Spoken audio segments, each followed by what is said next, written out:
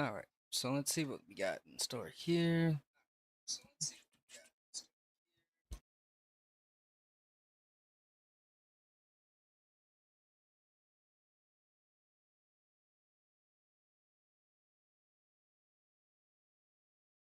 Okay, what body cams we got? Twitch stream after disturbing live streams. Why not? Seems fitting. The moment of my entire life is knowing that I am capable of murdering children. And I realized everything about myself is wicked and evil. You're running straight for hell. That's your message, then brother. I'll see you there. Hey, Aaron, let me see your hands. Let me see your hands right now. Hands now. What can I do with a 308 round?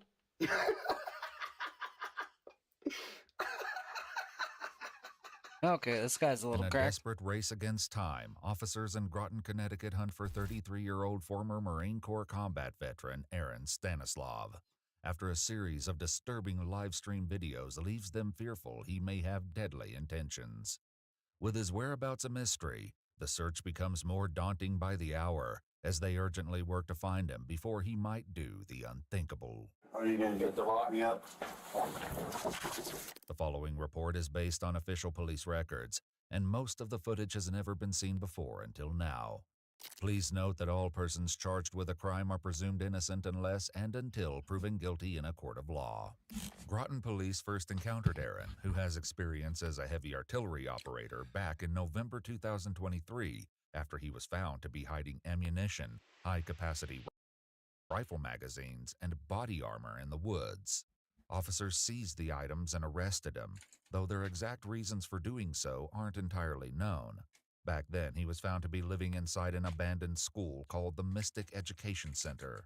Now, on January 20th, 2025, Aaron's live stream videos featuring disturbing messages about murdering children raised serious alarms with law enforcement. I hate kids. Yeah, no, I would murder all of them. No, find me a kid I wouldn't murder. They began searching for Aaron at the Mystic Education Center with the hopes he may still be squatting there. The last time we found him, where was he?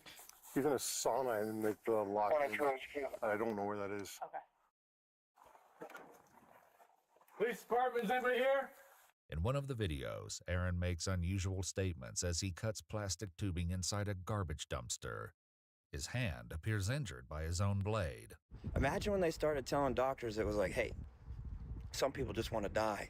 And the doctor was like, well, then what the am I doing here? He's like, you got to kill him. What the fuck? Yeah, this guy might be a little bit lost in the A sauce. 45-minute recording posted on January 19th shows only a black screen. The chilling audio hints at a deeply unsettling possibility. So then I was chunking those things in the woods, and then you guys didn't find all the ones that I hid everywhere else.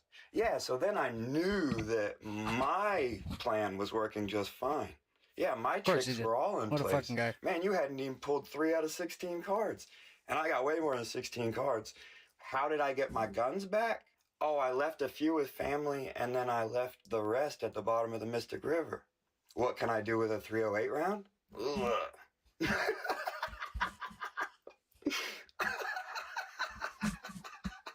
Oh, this guy's laughing like he's the fucking Joker. Before long, officers locate the sauna. Ah, there we go. All right. Police department, anyone here? Here's his stuff. Yeah, there it is. What the fuck? There's here. Okay. I got meat here, cheese, warm or cooked up. Heater. Yeah. Bags.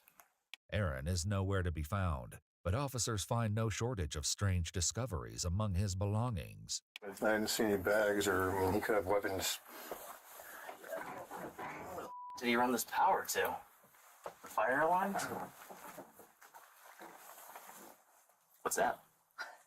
Just tied to 2 pieces of wire that are dropped down. He's got a charger up here. Phone charger? Yeah. Nah, just an empty space. There's nothing else up there. No. What is this wire stuff going on? It's a little shady. See how it's attached to the door? Try some of this Did you Rockstar drop or Kush out something? while I'm watching this body cam react. Let's see what's going on. That's This motherfucker's living in like an abandoned school. It's got Unsure of the cracked. wire's purpose, officers decide to leave it alone. One officer locates a diary, reading an eerie excerpt from its pages. You're running straight for hell. That's your message, then brother. I'll see you there. One video posted by Aaron leads to a breakthrough in their search when an officer is able to identify the location of his live stream as a VFW building, which serves as a community center for veterans 5 miles away from the school. I'll be here all day. Groton PD, Mystic PD, Stonington PD. Anyone want to come out here and figure out how to get this extension cord to work? Be my guest. Law enforcement from both Stonington and Groton police departments race to the building and approach with caution, hoping he may still be inside. Hey, Aaron, let me see your hands. Let me see your hands right now. Hands now. Show your hands. Back up. We have them come to the back Back up. hallway outside the bar. Come Aaron, out now. Aaron, back up. Come out now. Get on the ground. Turn around. Get, Get on the get ground. on the ground. Put your hands behind your back. Now. This Do it fucking now. guy's fucking wild, bro. I don't understand it. These kids are weird, bro. For real.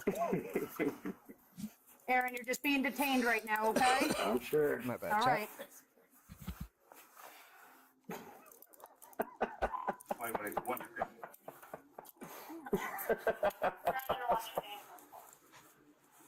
I was like, hello?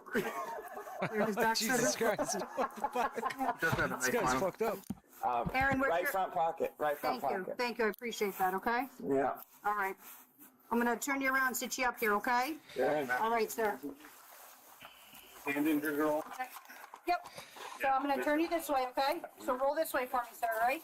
Yeah. Roll. And then sit up for me. Just mind I use the force pointing taser. There you go. Oh, wow. You got the tape. Good job,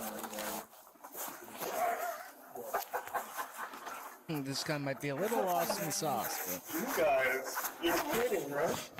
Aaron, we're just here to get you some help, right? Just to give me some help. I hear it every day. I know. Man, you guys came out in force today. Oh, crack me up.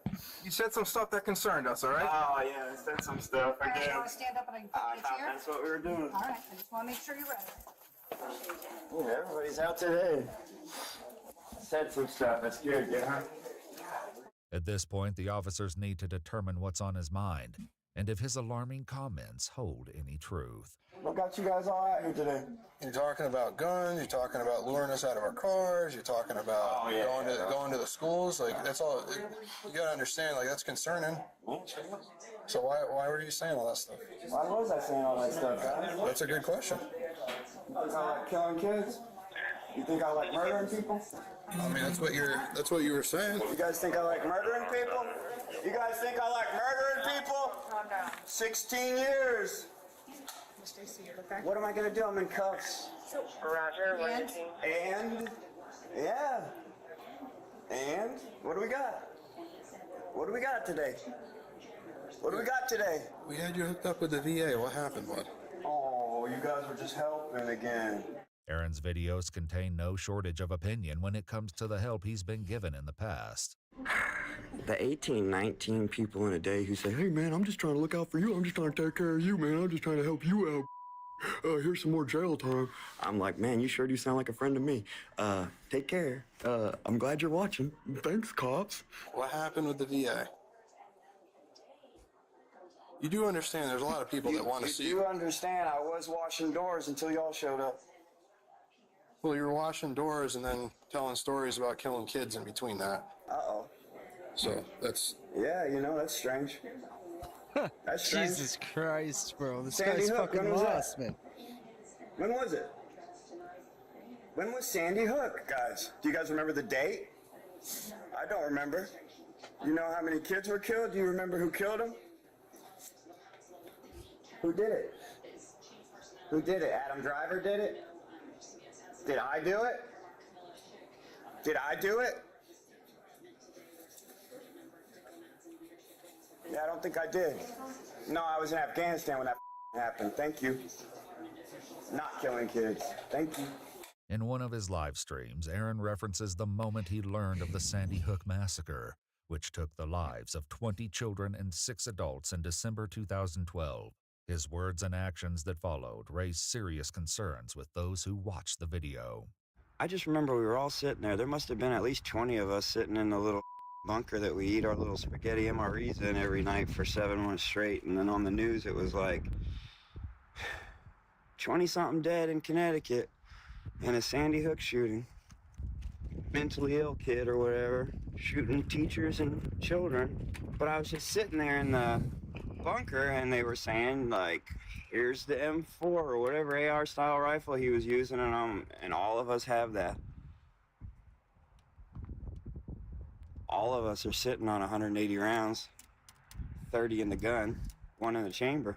And I had to imagine the children and how I would do it. Click, squeeze, click, squeeze, click, click, squeeze, click, click, squeeze. I said the darkest moment of my entire life is knowing that I am capable of murdering children. You don't really get to be a human being after that. Though highly disturbing, it's far from the worst of his statements. The officers work to get answers from Aaron, who drags the conversation into an unexpected new direction. How many times we gotta do this? You know, I don't get to sleep at night, anymore. Because I gotta play these games all the time. Aaron, No. It's about killing kids. Exactly. What do you expect's going to happen? Exactly. So you're bringing it upon yourself. I sure am. I'm ready for that. But why? Yeah, exactly. Why? Why are we killing kids? Can you tell me why? Why are we killing kids? I wasn't talking about killing. Why are we killing kids? When the towers came down, sir, and I was in the 5th grade, did you think that we did that? No. Neither did I. I was asked to kill children in Afghanistan. I said no, 4 times. Thank you. Sorry to put this. And I said no 4 times. But I gotta pay for it now. I gotta go to jail for you clowns every day. And I know you're not clowns. Not in your hearts. So I hear what you're saying, but at the same time, you're recording yourself saying that you understand what's going on. Yep. What do you think's going on? I don't know. That's what I'm asking you. I don't know. You're telling me now that you turned down. Bro, it's obvious he's fucking mentally ill. Like, I don't know what else to really would tell him. Like, it's fucking pretty obvious. I saw you guys took the news article off the day. That's nice. I appreciate that. I was a step in the right direction here, but 18 dead in New Hampshire. Just another mass shooter. You guys got him. I'm concerned that that's where you're headed, man. Yeah, I got so many guns. And so many kids to shoot at, That's what you said. What the fuck? I don't know, man. I'm Canadian, so we don't have access to guns like that. It's just a little wild. Look at this motherfucker, bro. Make you feel good? No. You ever been to jail? You never got naked and spread open for somebody? As you go in and as you go out? Try it out sometime. It's fun. Try it out sometime. It's fun. What the fuck? You like that part? You like it spread open? Yeah, I sure love getting spread open for you guys. It's not my favorite thing. No, definitely not. Officers determine there's enough probable cause to request a warrant for his arrest. It's fucking But first, insane. Aaron is moved to the back of an ambulance where medical staff perform an assessment. Back to the lockup psych ward. Oh no, we're gonna go to some other part of the hospital. Secret part? Secret. I think he's got like a knitted fucking tap on. Oh, but you had a pretty good setup in the nice warm sauna. That's... No. People frown upon that, you know? What if you just like talk about it, like in a joke? Well, it's not a joking matter. It's like saying bombing an airplane, right? Oh, like fire in a courthouse? Yeah. Shucks. Did you guys even listen to the whole stand-up? It was 47 minutes long. I know. I did wake up to 75 views. How many people you got on the force watching that You know thing? who it was? It wasn't us. Yeah, so I don't see, like, I don't I'd say think maybe he 5 or kills any 6 of those kids. were us. Oh, man. Well, when I found out you guys were even watching it, I was like, that's nuts, dude. That's nuts that you guys are watching this. All right, what else can I come up with?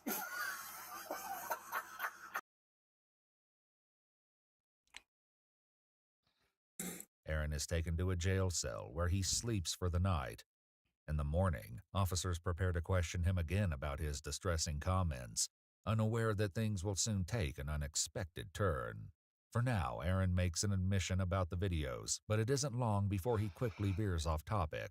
It was a lie, but that's all right. I was predicating that everything that was going to follow that statement was not true. That's all right. Yeah, wasn't aware of that. I know. How so? If people are watching it, think it's true. Yeah, that's the thing. Oh, it's scary, right? That becomes scary, and then What about 9/11? Then you end up here. Yeah, right? like, what about 9/11? Did you think that was... I didn't say that, but Not you guys, no. We didn't say any of that stuff. right. When it happened, did you think we were attacked or you thought we did it? I was pretty young at the time. No, I went to war for that. Yeah. So I respect that you went to war. I didn't, but I have a lot of respect for anyone who does. Thank you. Yeah, no, Sandy Hook happened while I was in Afghanistan, too. Officers steer the conversation back to his videos, where Aaron finally explains the catalyst for his live stream. You want to talk about what happened on Sunday? I want to talk about what happened when you guys bumped my court date up to Friday again, and then you all didn't tell me about it. My sister from North Carolina had to text me and say, you know, you have court Friday, what happened? And I gotta go, I don't think I've done anything wrong. What do you mean? And she's like, it just says you got court on Friday. And I'm like, nobody's told me about it. Next moves catch them completely off guard. You made people concerned, right? Oh, man. Yeah, you guys make people concerned. I have to, every time I hear a police siren, we gotta go, right? Yep. Thank you. Yeah, you see that? I can't bring anything with you. Oh, my bad. Hold up. Oh, no, I did something to concern you. Will you cuff son? He's dangerous. Oh, they're right there. I heard him say it. I heard him say it. We don't think you're dangerous to us. All right, I'm just going to put him in the car. Yeah. You've been cool with us. Be cool with us, guys. Be cool with us. I know you're being goofy, but you've been cool. You guys been tripping, bro. Holy fuck. Somebody pretend they were going to escape a locked facility and stop in the doorway and turn around. I've never had that happen. When did that happen? Just now. I'm that guy? Oh my God. It was like a cartoon. You knocked me with a garbage can like we were. Or for 9/11? Him in 9/11, bro. Going so far as to suggest hypothetical scenarios targeting elementary schools. According to an arrest report along with a press release from the Groton Police Department, 33-year-old Aaron Stanislav was charged with first-degree threatening. It's a little fucked, I'm not gonna lie.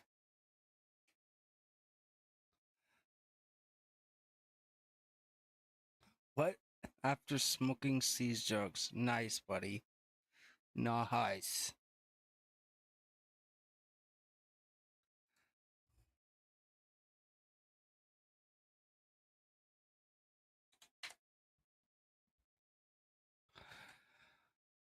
Oh, shit.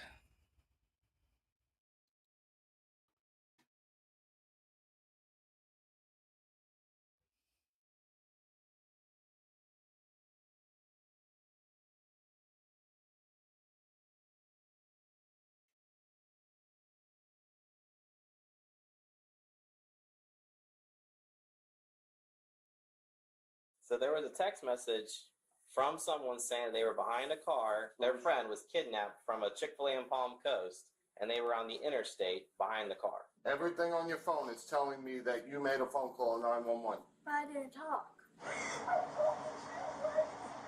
Because you did something stupid.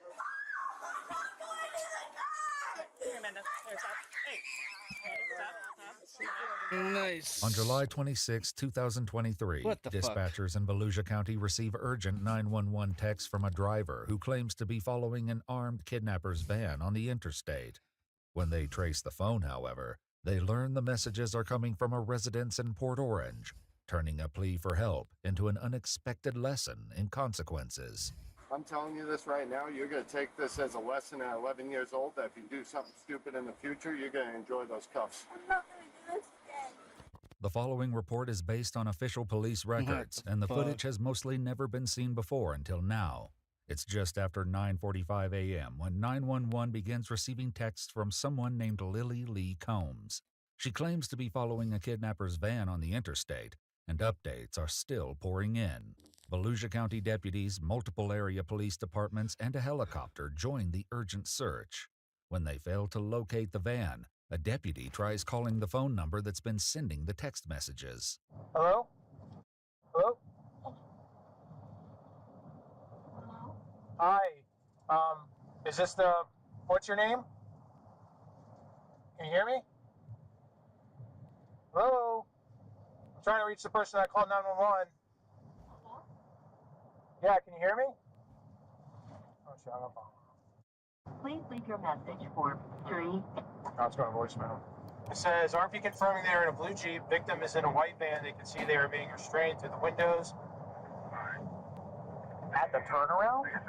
A new text message comes through, including a detailed description of the suspect, who's described as having brown hair and blue eyes. How is she behind him? She's seeing this happen and she knows what color eyes he has. That's weird. Brown hair and blue eyes, but she's behind him. Like, if she was saw the incident or saw witnessed the kidnapping, or I mean, how would you even be following them and know any of this? Hi there, how you doing? Is this your residence, sir? This is. Do you have a daughter or a child at the home named by Lily Lee? No. No? Anybody home? Yeah, my wife, my kids. We just got home from Pennsylvania. Okay. I have an Ava and a Mikey. Ava and Mikey? Yep. One Delta 512. Would you like to see them? The deputies follow him to his house, where he informs his wife what's going on. There was a 911 call? Yeah, so somebody called in, they texted. Sorry, I'm in my pajamas. No, it's fine. Yeah, you're fine. Someone texted into 911 that someone was getting kidnapped and they were on the interstate, but then when they went and did a location on the phone, the address was showing up here. As their daughter Ava steps into the garage, her phone rings. The deputy answers it, leading to a shocking conclusion. Hello? Hold on. Who's this? Volusia County Sheriff's Office. All right, cool. This is Deputy Asby, the Sheriff's Office. Oh, good. You got her. Yep. All right. Oh, okay. Is her dad home? Yep. I got both her parents here. Yeah, we're going to ask the sheriff to go away in a second. Thanks. Bye-bye. What happened? I'm so. Let me see this phone. Yeah, so all these other numbers. So there's a phone call out to 911. Jesus Christ. Right there. What time? That's her There's one call. right That's here. her calling it. There's 911 again right Or there. This phone was called These numbers calling back in are no caller ID. You did. Well, there's 3 different times of 911 was called out from this phone. 9:30 a.m. Yep. That was the initial call. Twice. But I didn't mean to call that But you did. Reports show that the number Holy belonging fuck. to Ava dialed 911 at 9:30. When asked where the emergency is, a female identified as What a fucking possibly a mess. juvenile I'd kick my responded, kid's ass, bro. "I'm sorry, I dialed the wrong number." The same phone number would later begin texting 911 to report the kidnapping. When did? I'm just so confused. I'm sorry. When did you got a message about an interstate? So there was a text message from someone saying they were behind a car. Could I call this Who back? was kidnapped. That's Their friend was kidnapped from a Chick-fil-A in Palm Coast, and they were on the interstate behind the car. What time is this? This Today? is this is today. This Oh, is we actively got going home on at right 2:30 in the morning. now. Okay. So we were here the whole time since 2:30. We were on the interstate coming home from everything's showing Pennsylvania. Right. that you called out. We showed up here like 2:10, 2:15 Okay. And we yeah, went to but- bed. But these 911 calls for this out. morning. You were calling 911? You were. Don't look surprised. You did. You Did did you- it on your phone. Did they say anything to you? No one said anything to you? Did you say, Ava, you have to explain what happened here. Something's going on. What did you know? What do you know? Mikey, go inside. Ava, get your shoes on. Come out here. Holy fuck, bro. You're not in trouble. I just need to know what happened. I need to know and understand because this is like weird. Because we got to make sure that there's not somebody that's being kidnapped on the interstate and we're trying to find them. And all of Open a your sudden- mouth if you said something on the phone. I didn't say anything. Everything on your phone is telling me that you made a phone call to 911. But I didn't talk. While one deputy heads to her cruiser, she greets officers from the Port Orange Police Department who have just arrived at the scene. Hey guys, how's it going? Oh, I was just trying to make heads or tails of that damn call. There's Where's- so many notes in it, my God. Yeah, we're trying to figure it out. We're with the parents and the daughter, and I guess the daughter did have. We pulled up the call log, and she did call 911. So the whole armed kidnapping thing and all that stuff is bogus, or? There was no text evidence when we looked through it, so I don't know if she deleted it real quick or if it's like through an app. Yeah, it seems it's probably just the swatting thing. She's like 10 years old, so. Wow. Okay. Yeah. While Ava's parents demand an explanation, deputies prepare to Mirandize the 11-year-old, who has yet to fully grasp the gravity of the situation. You just lied to the police and mommy and daddy. You just lied to everybody. You have 3 sheriffs here for stupidity. Tell them what you just said to us. Open your mouth. I'm telling you, open your mouth. He's going to read you something, and then we're going to ask you some questions. What's your name? Ava. How old are you, Ava? All right, Miss Ava, you have the right to remain silent. Anything you say can be used against you in court. You have the right to talk to a lawyer for advice before we ask you any questions and to have the lawyer present during any questioning. If you cannot afford a lawyer, one will be appointed for you before my questioning if you wish. We're reading her rights.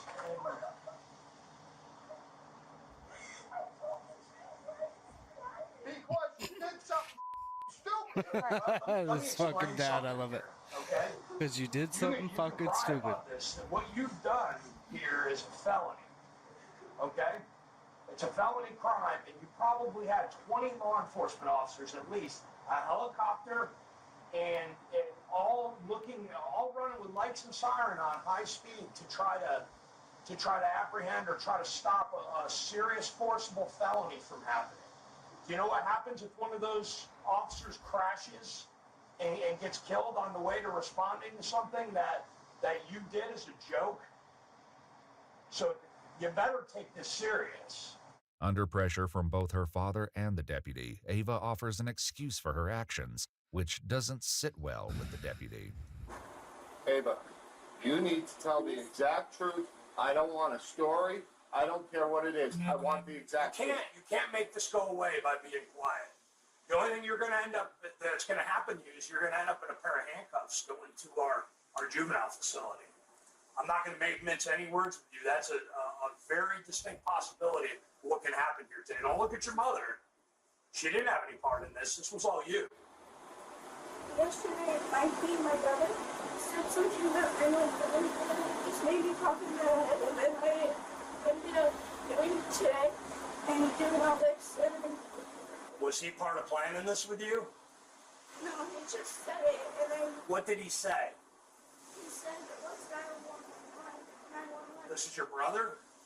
Yeah, he said it this way. You wanna get him? Dial 911. Well, we can when we're done. Well, you go wait a minute. But And then I said, "No, we can't." And then I had an idea this morning, and then I just so you're trying to blame this on your brother? you could ask him. Did he was he with you when you made this call? No. Okay, was he with you when you made these texts? No. Okay, then you did this. You were on your own for this. And if your brother's 7 years old, you're not going to blame your 7-year-old brother for this. This was all your decision.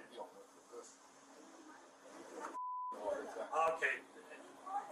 To call 911 to do what? What did he say to call 911? Just call 911. You could ask him.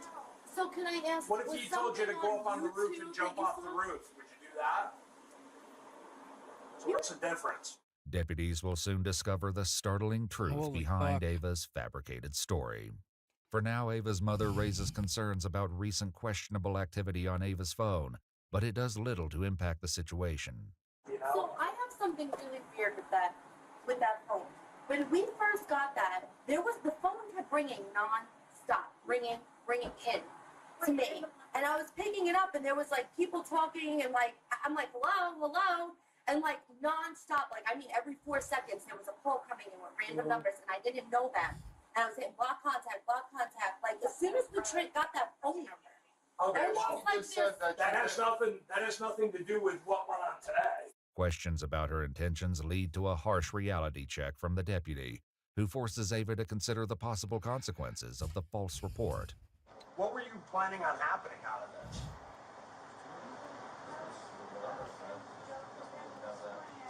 But what did you think was going to happen when you said somebody was kidnapped and somebody had a gun? What did you think was going to happen? Well, did you have any thoughts about how much of the law enforcement resources in this area you were going to take up by doing that? I never thought of that, right? Did you think of the men and women that have families at home that are driving 90 or 100 miles an hour with their lights and siren on, trying to save somebody who's a victim of an armed kidnapping, that they could be involved in a traffic crash and be seriously injured or killed because you wanted to make a joke? Does that seem funny to you? Would that be funny if that happened?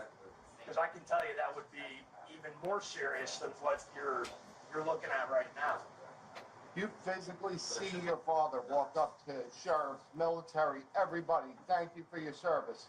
And then you do like this? Though it wasn't captured on camera, reports state that Ava admitted to getting the idea to prank 911 from a YouTube challenge, and a deputy attempts to get more details. Where was this video that you saw? Where was it? On YouTube?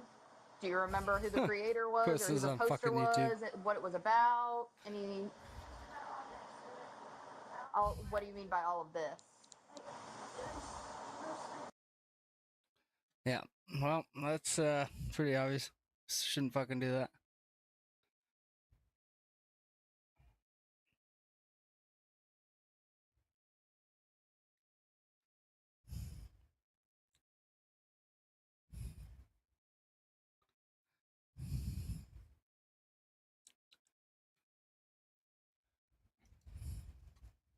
This lady came up to us, tied up her hands, holding her child. I think someone took her other child. She only knocked with a package, and she's waiting for someone from Amazon for her baby girl. Apparently, they walked to that bedroom because they knew that there was a baby. Like they were on like a mission. They like tied her up, went to the room, took the baby, and left. What Put her baby in the Amazon box. Bro, what? Authorities rushed to a chaotic scene after receiving alarming reports that a mother's 7-month-old baby was taken by two individuals posing as Amazon delivery drivers. As the investigation unfolds, shocking discoveries bring them one step closer to uncovering the suspects, whose true identities they never saw coming. A few months ago, he called her and she had mentioned that she could make money by selling kids. The following report is based on official police records, and the footage has never been seen before until now. Please note that all persons charged with a crime are presumed innocent unless and until proven guilty in a court of law. In Federal Way, Washington, on February 20th, 2024, officers began to receive multiple 911 calls from the Mariposa apartment complex, just 20 miles south of Seattle. Hi, I had someone come to my door with a rag on her face, like a rag on her mouth and like a zip tie. Okay. And she's just, I don't know, she's telling me that her daughter got lost or someone took her daughter. And I didn't let her in the house because I got scared I was going to get kidnapped or something. Okay, so how long ago was this? It's literally just been 5 minutes ago. I thought she was like playing around or something. Did she look injured at all? I don't know. She doesn't look injured. She's just crying, but she's saying that she lost her daughter. Did you see anybody around her? No, I didn't. I just closed the door. The dispatcher sends an officer to investigate, just as another call comes through. We at Melrose Apartments, and I am a maintenance guy. This lady came up to us, tied up her hands, holding her child. She's crying. She's very hysterical right now, and she's Spanish. So that she had a child also? Yes, she was holding her daughter beside her hands now. Okay, you don't see anybody with any weapons right now. Yeah, this is that's the child. Yeah, No, the other one. No, another one. But this is her child. But this is her child. Yeah. And she does have pictures of her baby girl, but they took her phone. Did you see them leave in a certain direction? She said that they shut her in one of the closets. Yeah, because she lives downstairs. So when they knocked, she only knocked with a package, and she's waiting for someone from Amazon for her baby girl. So she opened the door. She didn't think anything of it. So as soon as she opened the door, she said the woman started to beat her. And they ran into her kitchen for a knife, so they tied her up. They tied her. Sure they're gone? She said that she checked everywhere before she got out, and she said she didn't see anything in there. Her child? How old is her child? She's 7 months old. 7 months? 7 months. It's a baby girl. Several officers head downstairs to the victim's apartment, performing a routine sweep. Loose one.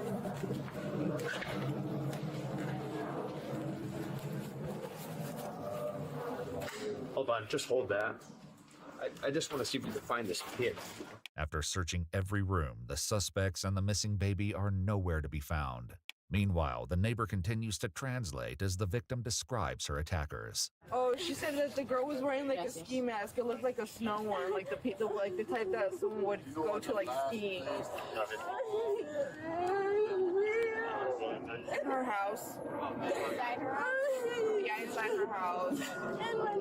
The man was tall. He had some sunglasses on. Were you zip tied like this or like this? No. And After she left, she came running out. The agents found her. She came running zip tied. Oh, and they also duct taped her baby's mouth. The baby that they took? No, the little girl that he had. A Spanish-speaking officer arrives at the scene and takes a more detailed statement from the mother before filling in the other officers on what he's learned. Let me catch you up real quick. So she's at home with her 2 kids, husband's at work. Knock on the door. These 2 folks show up holding a big Amazon box. She's never gotten an Amazon package before. She opens the door for them. They start punching her. They push her down. They tied her up. She's got injuries consistent with that. They snag her baby, put it in the box, and then they shove her into one of the other bedrooms where she's holding the other kid. She didn't get much, like, didn't say anything, just like be quiet. And then they left. She haven't seen the suspect. No idea why they picked her. Has she been out anywhere, or did they have followed her? According to the victim, she only moved into the apartment 8 days ago, and no one but immediate family knew her address. Where was the baby when they went into the apartment? Room. She said they went like right. She even said like they went right for the room. I don't know how they knew that's where the room was. Have you or your husband had anybody over visiting? No. Solo tienen otro día aquí, va? And they've only been here 8 days. It's so odd that they would know where to go. The attacker's apparent knowledge of exactly where to go inside the apartment would later prove to be a crucial clue in identifying potential suspects. In the meantime, as officers canvass the apartment complex, they locate a neighbor with a security camera and request access to the footage. At 8:23 a.m., a white sedan can be seen backing into the parking space just above the victim's downstairs apartment. The suspects remain inside the vehicle for nearly an hour, as multiple people and maintenance workers pass close by. Finally, at 9:18 a.m., the suspects begin to emerge.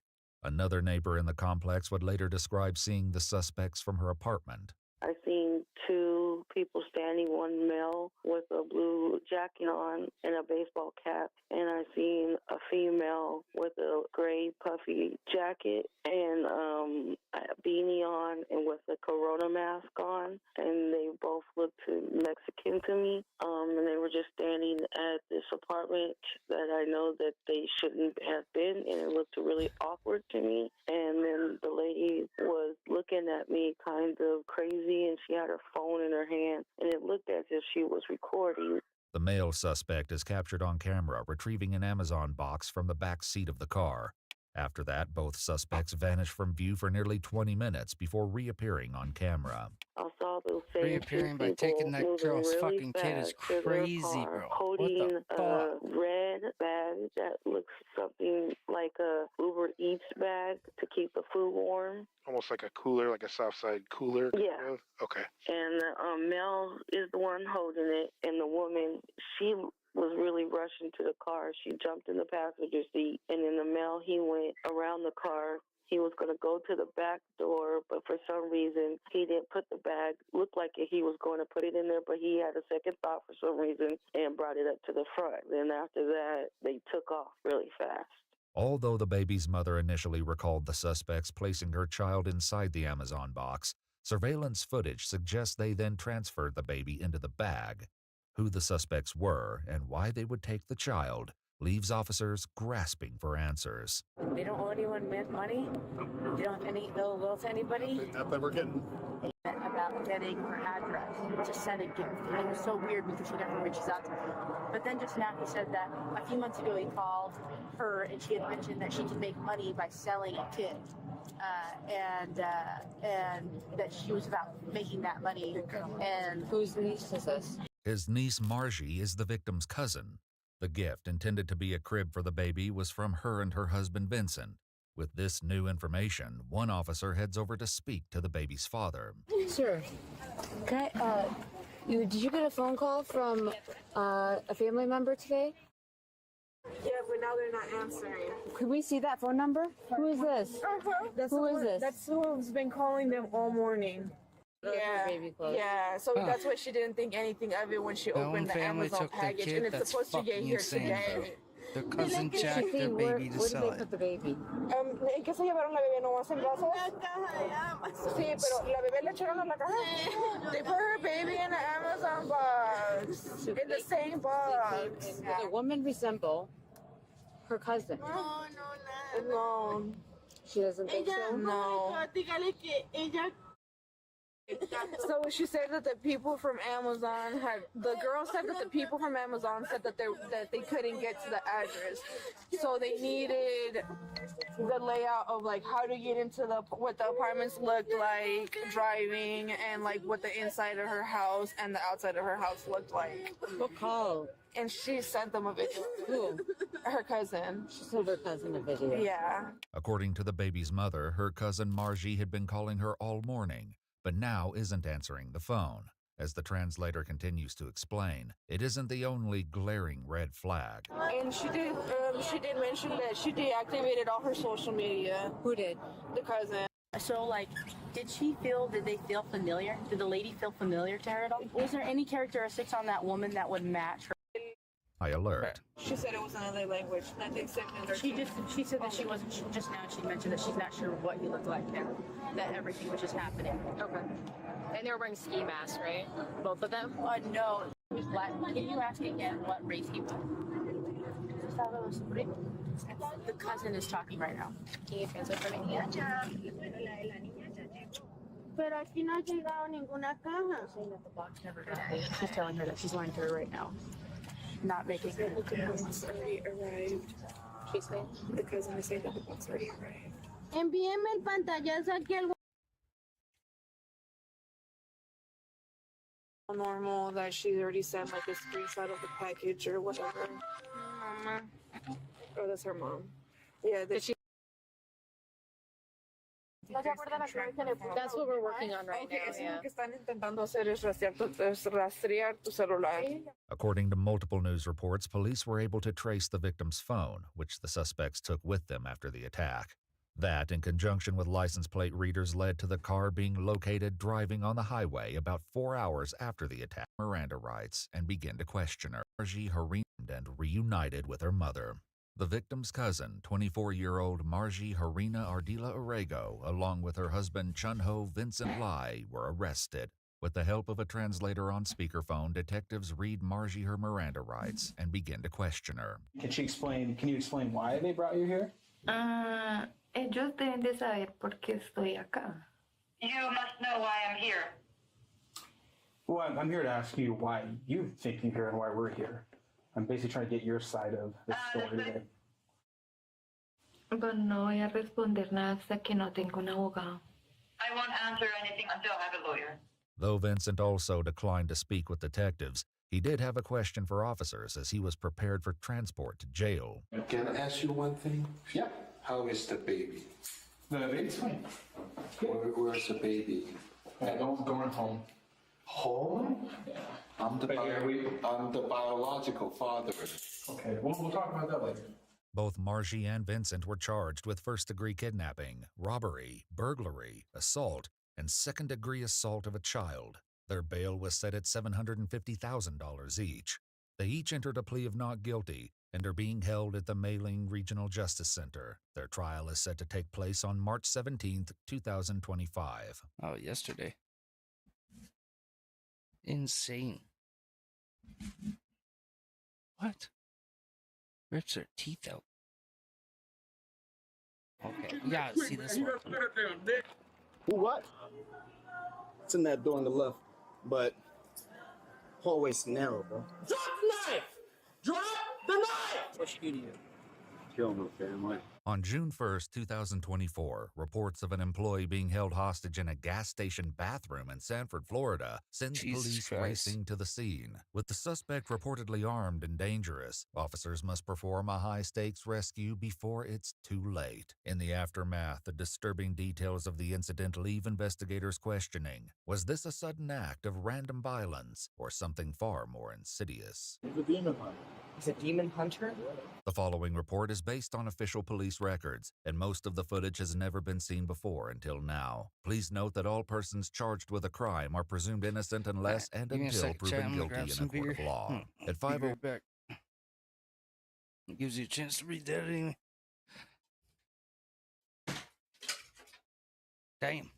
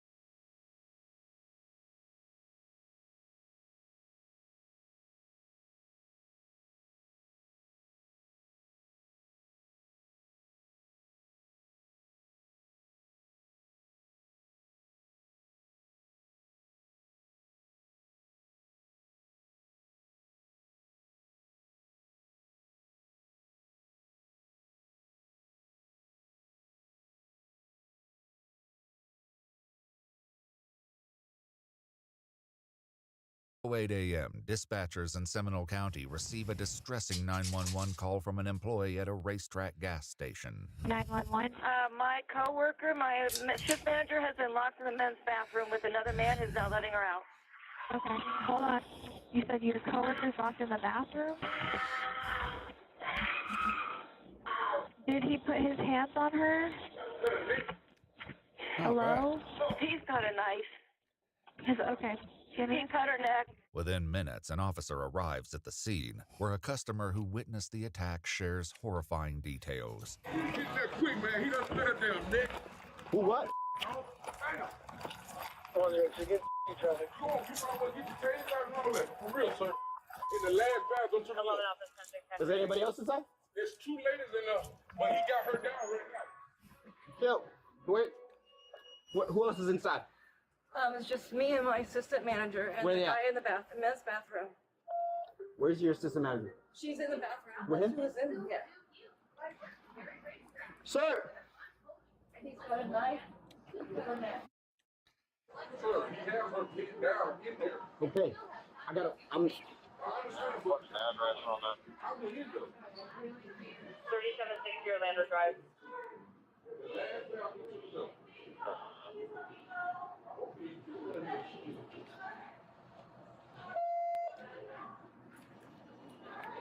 Hey, can you hear me? Bro, you Hey, need to move. can you wait outside? Fucking Jesus Can you wait outside? Christ. How long is he sitting here? Like, bro, get in there, you dumb fuck. While Goddamn. the woman continues pleading for help, backup arrives. The officers must act decisively as a life hangs in the balance. It's in that door on the left, but hallway's narrow, bro. It's a setup. Feel me? What you want to do? You want to wait? I mean, I say we wait for more units. I mean, there's another way to get to that door. Because I only hear her. Yeah. She's in the men's bathroom? Yeah, in the men's. What you want to do? You can try to announce him to come out. Sir, can you come out with your hands up? Send for police! Oof.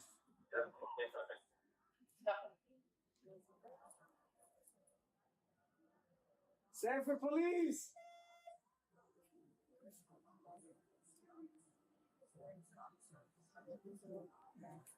He said it's somebody in the audience. I only hear her. I don't hear anybody else. By now, the woman has been trapped with her alleged attacker for more than 5 agonizing minutes. Additional reinforcements arrive at the scene, but confusion only continues to stall rescue attempts. Is he in there by himself or still with her? He's in there with her. Is she screaming for help? She's crying. What's the key? Is that the manager outside? Hey, where's the key? Where's the key for the bathroom? Huh? I have no idea. We don't know where the key for the bathroom is. I need you to help me find it. Listen, sir. Yeah. I went in there. It should be alone. All right. Okay. So what did you that leaves outside that's right next to the bathroom? All right, she's screaming. Go in. I know. Go in. What are we waiting for? Women's or men's? Men's.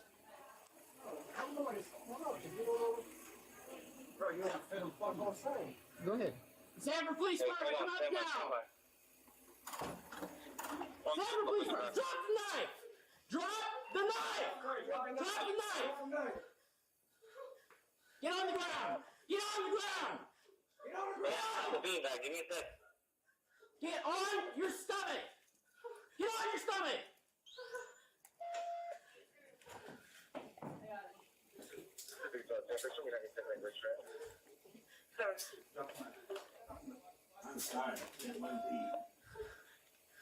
Come on, baby. Come on. Yeah. Come on. 31-year-old Sarah Flavin is quickly ushered to safety. The suspected attacker would later be identified as 62-year-old Randall Lee Lawton. Outside, officers learned the horrific extent of Sarah's injuries. After you can approach, she has a laceration to the face. What happened? You come get the bathroom. Yeah, that's fine. That's simpler. Sit down. You know him? No, I saw him out here earlier. Where did he cut you? I don't know him at all. Meanwhile, Another knife. What pocket? What pocket? Right pocket, right? Right pocket, man. Make sure it's secure. Don't. Come on. Just stay. Hey, chill out. You're not going anywhere. Hey, if you move, tase him. Hey, grab his arms and drag his out here. Ron, open the door. Somebody check you in his legs. Come on, man. Go, drag him out, You, hold on, make sure nobody moves on. Right here is good. Hey, what's your name, guy? outside, Sarah shares the chilling details of how Randall lured her inside the restroom. I saw him walking around earlier. He had a flag on him, and I saw him coming from around the building. And when I was coming back inside, I saw him standing in the hallway, and I asked him if he needed something. He said the restroom was out of toilet paper. Well, I could see visually that it still had toilet paper, and I said, "Sir, please step out. Let me check." And when I checked it, I said, "It's got toilet paper," and he got in front of the door and closed it behind me, and I said, "Please let me out. Please just let me out. Please let me out." He was trying to slit my throat. He said that I was somebody he kept calling me Eve, and I kept begging him please not to. Why Lee appears ready to comply with officers. You gonna act stupid again or no? No. Huh? Just sit him up on the back side. And my hands, I grabbed the blade with my hand. Why is there a hole here in your shirt? It's a wild one, man. Jesus Christ, compared to the couple of first ones that we watched, this one's going crazy. While Sarah receives treatment in the ambulance, officers work to understand what may have led to the incident. Yeah, he slit her throat. Yeah. She's okay. I'm not sure. I think she's gonna be okay. She's talking, but dip dash here, dip dash here. Yeah, this is aggravated battery. Oh yeah, with a deadly weapon. What else his intentions were? With many questions still unanswered, officers turn to witnesses for more information. I went in there. I thought the door was locked when I pushed open. I didn't want to grab it. He cut me. You know what I'm saying? But I seen him had a dent over the toilet. She was like, "Get off it, get off." I was like, "Nah, that's when I came out and got my phone, but she was already on the phone with me." Okay. Was her pants down or anything like that? No. When he had her bent over or anything like that? He just had a heel. But he was standing or what? He was standing over. Okay. The The true motive behind the incident and the identity of Eve can only be answered by Randall. Officers begin to question him, but his bizarre responses only deepen the mystery. Randall, are you having a bad day today? What's going on? We all do this for some reason. I want to understand why. Tell me why. What happened? What made you do this today? 2-4, I'll be calling the ambulance for the HA.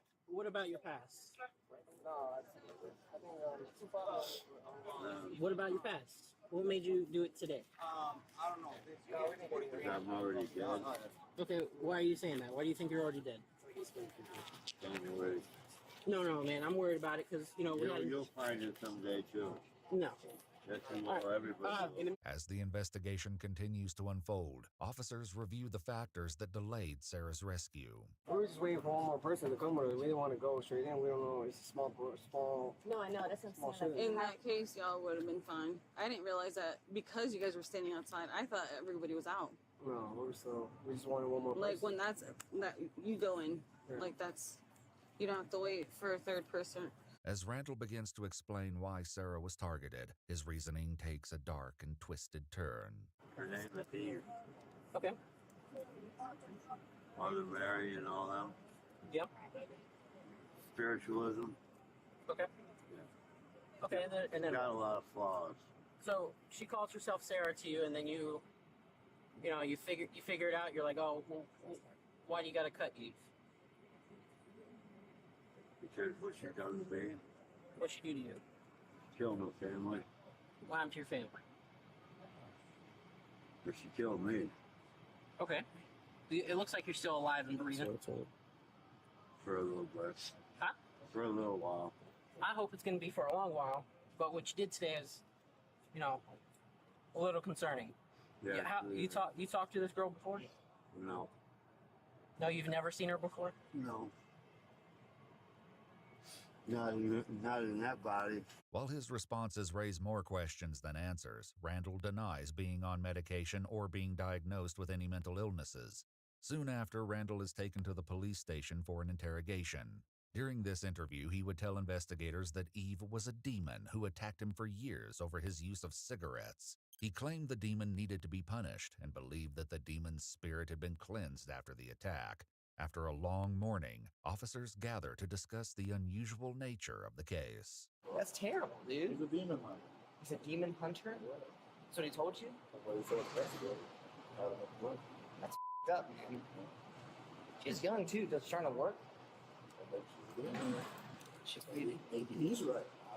Yeah, you know what? It's 2024, man. You never know. Lisa said he's wrong. So she was possessed. Sarah reportedly suffered multiple injuries, including deep lacerations to her left hand, 2 below her chin, and a missing left canine tooth. After his interrogation, 62-year-old Randall Lee Lawton was transported to the John E. Polk Correctional Facility, where he was charged with aggravated battery with a deadly weapon, resisting and obstructing police, and kidnapping. His bond was set at $50,500. On June 4, 2024, he entered a plea of not guilty. The case is still ongoing.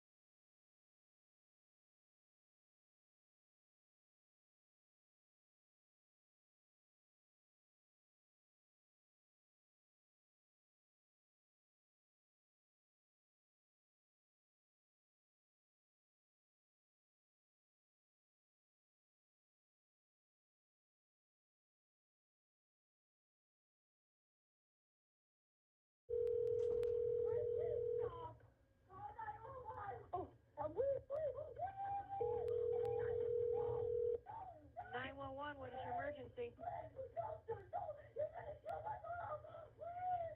You need to get off the radio, Julius. On November 16, 2012, the Willoughby Hills Police Department received a harrowing 911 call from a child. It was 1:17 a.m. when 13-year-old Megan Knafel awoke to the sound of a dog barking and someone screaming. Scared and confused, she wandered out of her bedroom to investigate.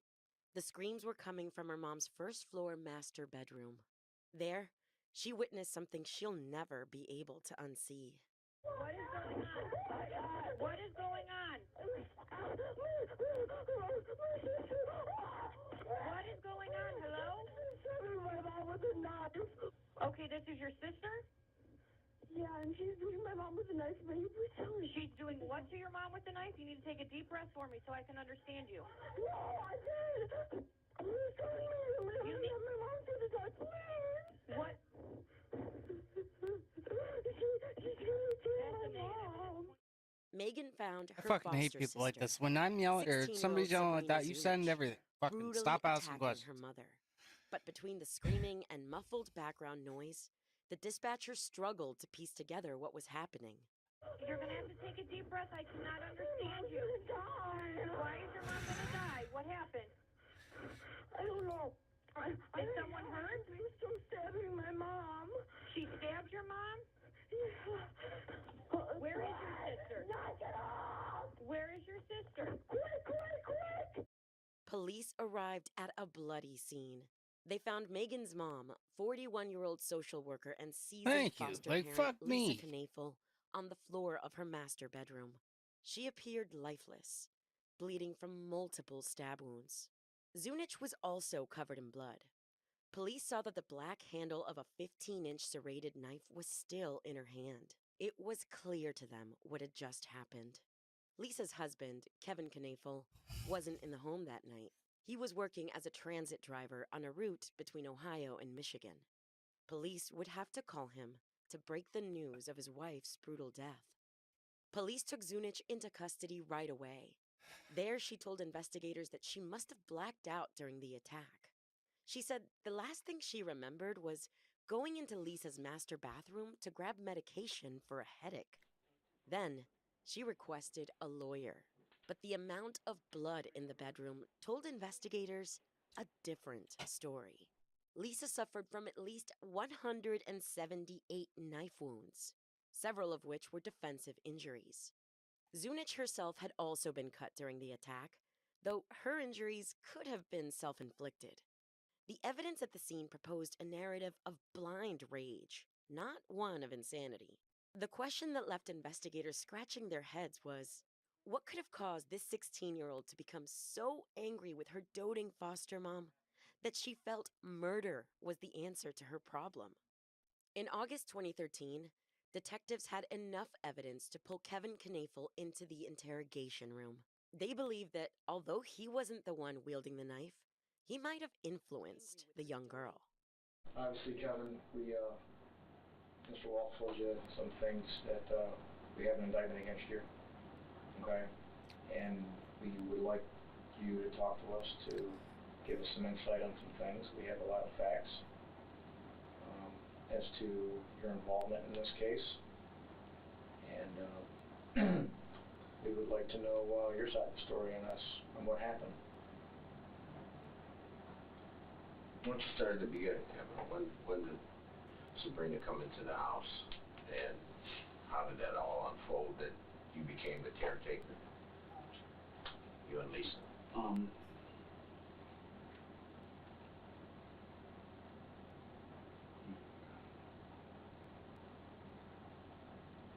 It was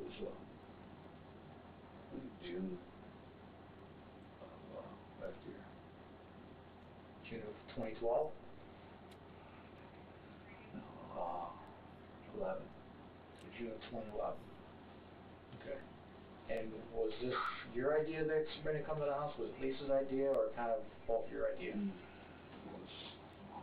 Am I allowed to? Yeah, absolutely.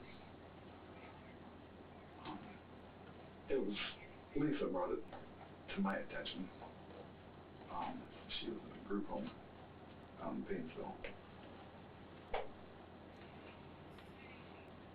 Is that something that came out of your church, or something came out of her employment? We've been foster parents for ever since I met Lisa. She became foster parents before I met her. Mm-hmm.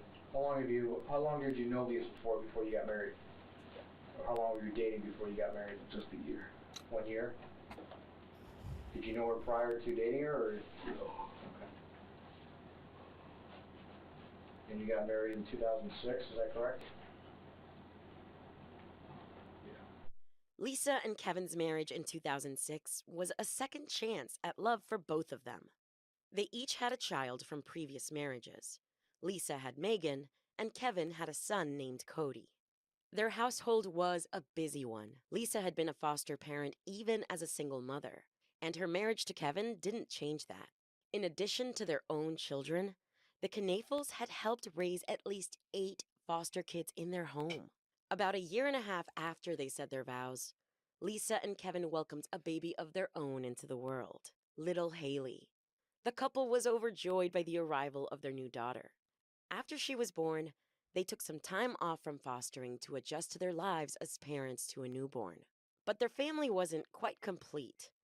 Lisa still felt called to help other children. In 2011, the couple decided to make their return to fostering. When they got a phone call about a 16-year-old girl who was ready for placement, they happily agreed. So after about a year or so, who brings the conversation up about it would be a good idea to start fostering again?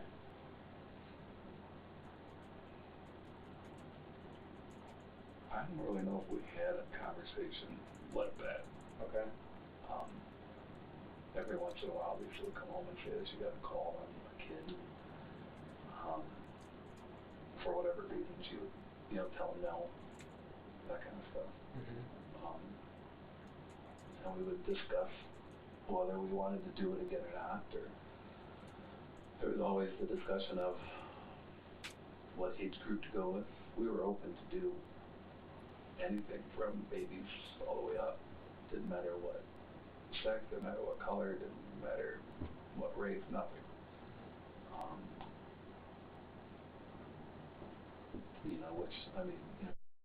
We're a Japanese mix, and we're biracial. It didn't matter. It was black. It's always about the well-being and helping. Yeah. Right. It's just what foster care is about. We wanted to show these kids what it was supposed to be like to live in a somewhat normal family. Soon, they would welcome Sabrina Zunich into their family. But as it turns out, what followed was anything but normal. How did the discussion about Sabrina get brought up? I mean, obviously Lisa received a phone call, and she came home, and you guys had to discuss about something, right? Yeah. Okay.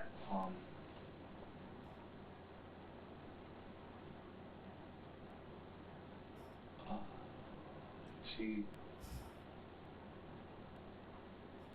knew that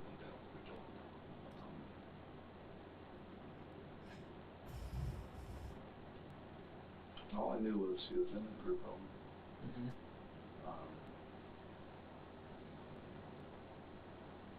She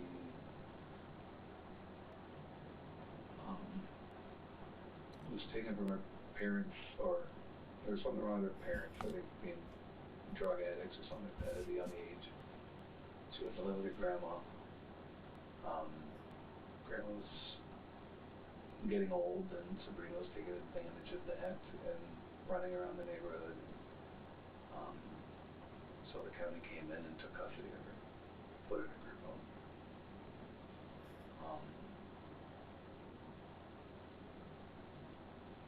And This was Lake County Jobs and Family Services, right? We knew she was on some medications for I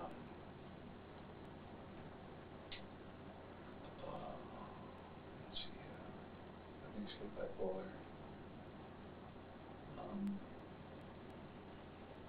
There was a few different things that she was dealing with. Lisa told me that she was available to come into care, so they arranged for us to meet her at the group home.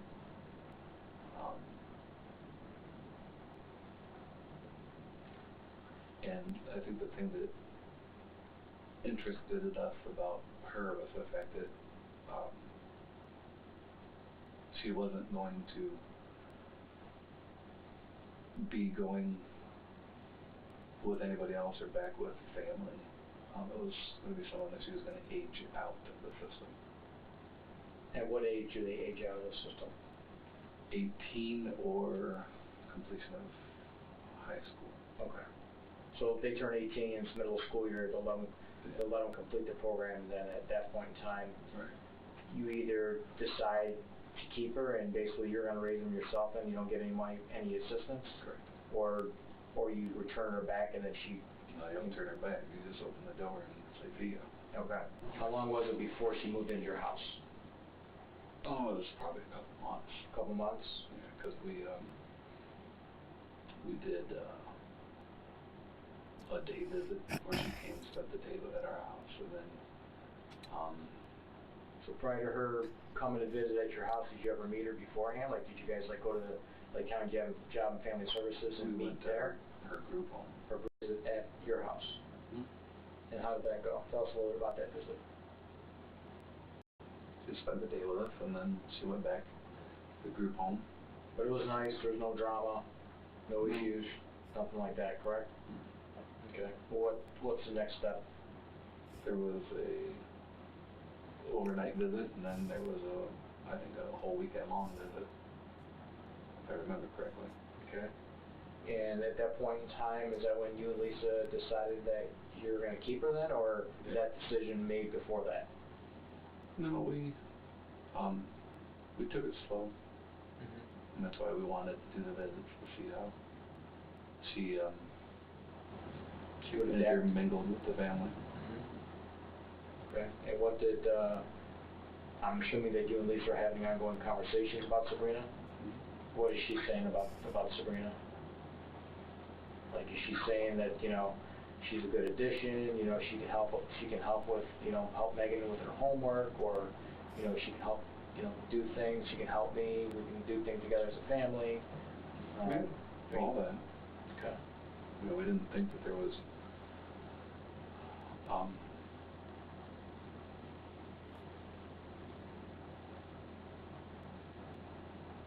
Spit it out, buddy. Jesus Christ. You know, downsides of her. Holy fuck, man. In interviews, friends and relatives have said Zunich got along with the kids and appeared to fit in well with the Knafel family. Her difficult past didn't seem to concern Lisa or Kevin. She obviously was the oldest foster kid that you guys have ever had. You guys discuss that? Did you and Lisa discuss that at all? Yeah, we thought it would be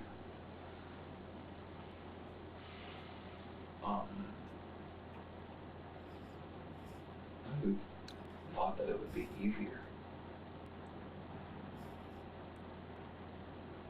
And I'm sure that the county told you about the bags that Sabrina brought too, correct?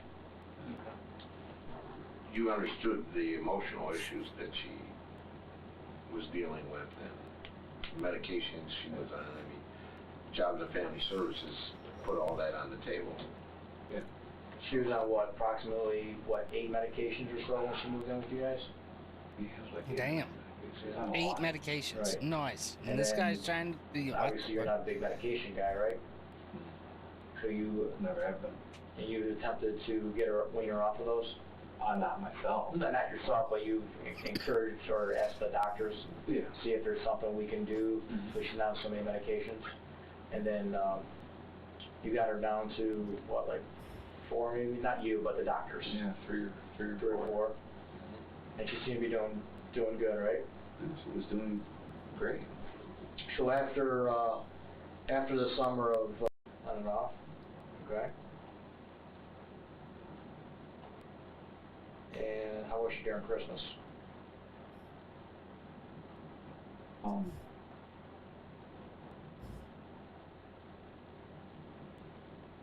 Okay.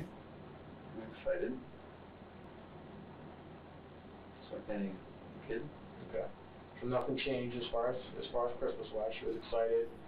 Want Santa Claus to come. And you guys take any trips during Christmas or anything?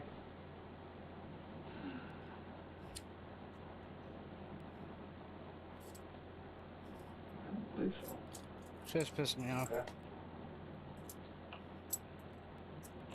So after Christmas break, she goes back to school. And how's she doing at school after Christmas break? Insane. She hated the school. Hated the school? The whole year. So would she come home and complain about the school and things that they're making her do? Complaining, crying, yeah, mad. According to court documents, Zunich wasn't the only member of the Knafel household complaining to family members. Zunich eventually revealed to investigators that Kevin often complained about pain in his thighs due to his job as a truck driver. Zunich, desperate to please, listened. She claims that after talking about his problem for so long, Kevin eventually made a lewd suggestion for a solution. According to Zunich, Kevin thought she could start massaging his thighs, and so she did. That was the beginning of a shift in their relationship that would determine the fate of the rest of their lives, and the end of Lisa's. It's weird, creepy Okay, behavior. so then she goes to school for a few months, and then the kids have spring break. She was fine in spring break, no issues at spring break? No, we went camping in spring break. Okay, where'd you guys go camping?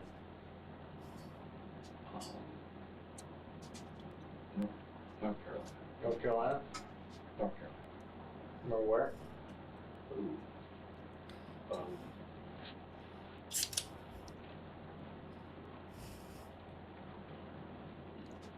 All right, buddy. Took feelings towards her foster dad, who became physically intimate. After that, Zunich claims she developed romantic feelings towards her foster dad. Well cooked. She changed his contact name in her iPod to Kevin Love and began buying him gifts, like underwear. Oh, so, nice. That camp trip was just like any other camping trip then? Everything went well? Mm-hmm. Okay. Come back from spring break. She taught us the last 2 months out at the tech center. Still complaining, but goes to school every day, does her homework, and graduates or completes the school year. Okay.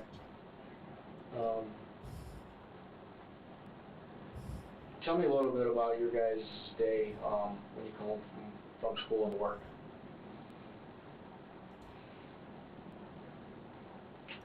Like you work till 4:30. Would it take you an hour to come home or so? Half an hour. Half hour, okay. We would drive a bus then too. Yeah.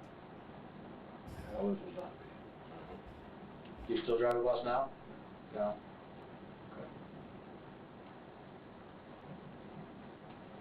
So when so you would come home from work around what, 5? Officer Boardwalk, how is it? And would you go to sleep first, or would you go right to the bus garage? Go to sleep. Go to sleep, okay. And what time would you wake up? 6:30. 6:30. So you sleep from 5 to 6:30. Wake up. Go to the bus garage. Yeah, 6:30 wake up. I would drop Sabrina off at school on the way to the bus garage. Now, would Sabrina already be awake for school? Yeah. What about Megan? Varied. Okay. Obviously, Haley wasn't in school, but was she awake at that time? Okay, what about Lisa? That was hit or miss. Hit or miss. Sometimes she'd be awake, sometimes she wouldn't. Okay. Court documents state that the drive to school was only about 10 minutes. But those short morning commutes would become a key piece of evidence in the investigation of Lisa's death. During their time alone in the car, the two continued to engage in sexual activity.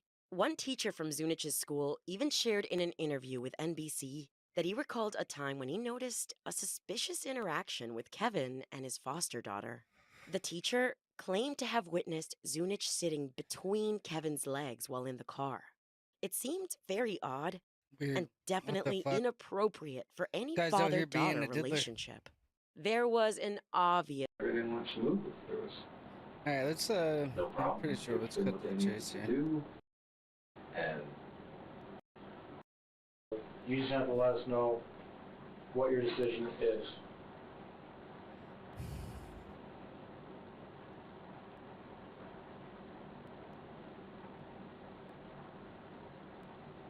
I should have a lawyer before we proceed. Okay. Thanks to Sabrina Zunich's willingness to come forward with details about Kevin's involvement in his wife's murder, investigators had enough to go on even despite Kevin's reluctance to share more during his interrogation. Kevin was indicted on charges of sexual battery, complicity to aggravated murder, and conspiracy to commit aggravated murder. In total, there were 11 charges against him. His trial took place in Lake County, Ohio in June 2014. Zunich testified in court that after she turned 18, Kevin confessed something huge to her. He didn't love Lisa anymore. He wanted out, but a divorce wasn't an option if it meant possibly losing custody of Haley. Their other option? Well, that involved Lisa and a pistol. The two plotted ways to shoot Lisa and make it look like an accident. Then, on the morning of November 15th, the day before the murder, Kevin shared a new idea with Zunich. He cried to her, allegedly threatening to take his own life if Lisa didn't end up dead first. Zunich agreed to get the job done.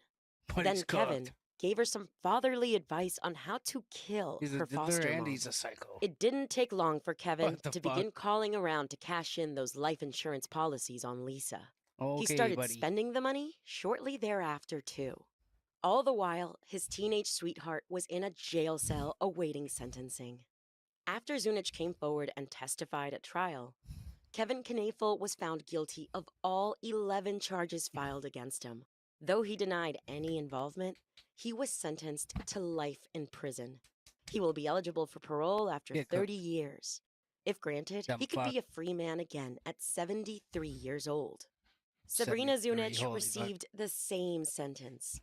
If granted parole, she would be 49 years old when she is released. Yeah, good.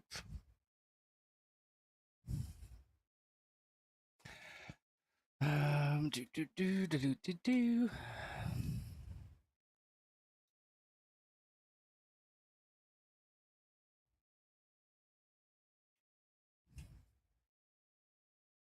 All right. Well, these ones are like an hour long. Holy fuck.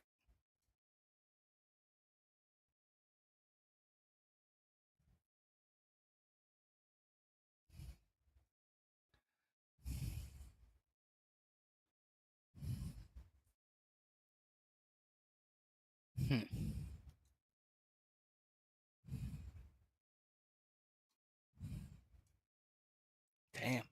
You got a lot of channels, bro. Fucking live. Crazy amount of channels. All right, what do we got? That's Scary Sons of my secret. Oh, yeah. Grandma Killer. In 2018, two women meet for drinks at a bar in Fort Myers, Florida. One invites the other to her hotel room, completely unaware that she's in the presence of a killer. Or we'll be traveling up to the airport with travel for all this morning. My feet doesn't make much. This encounter sets off a chilling chain of events, linking their meeting to a gruesome crime 1,000 miles away. Now, investigators across state lines must work together in a race against time to put an end to the ruthless crime spree before the killer strikes again. Holy fuck.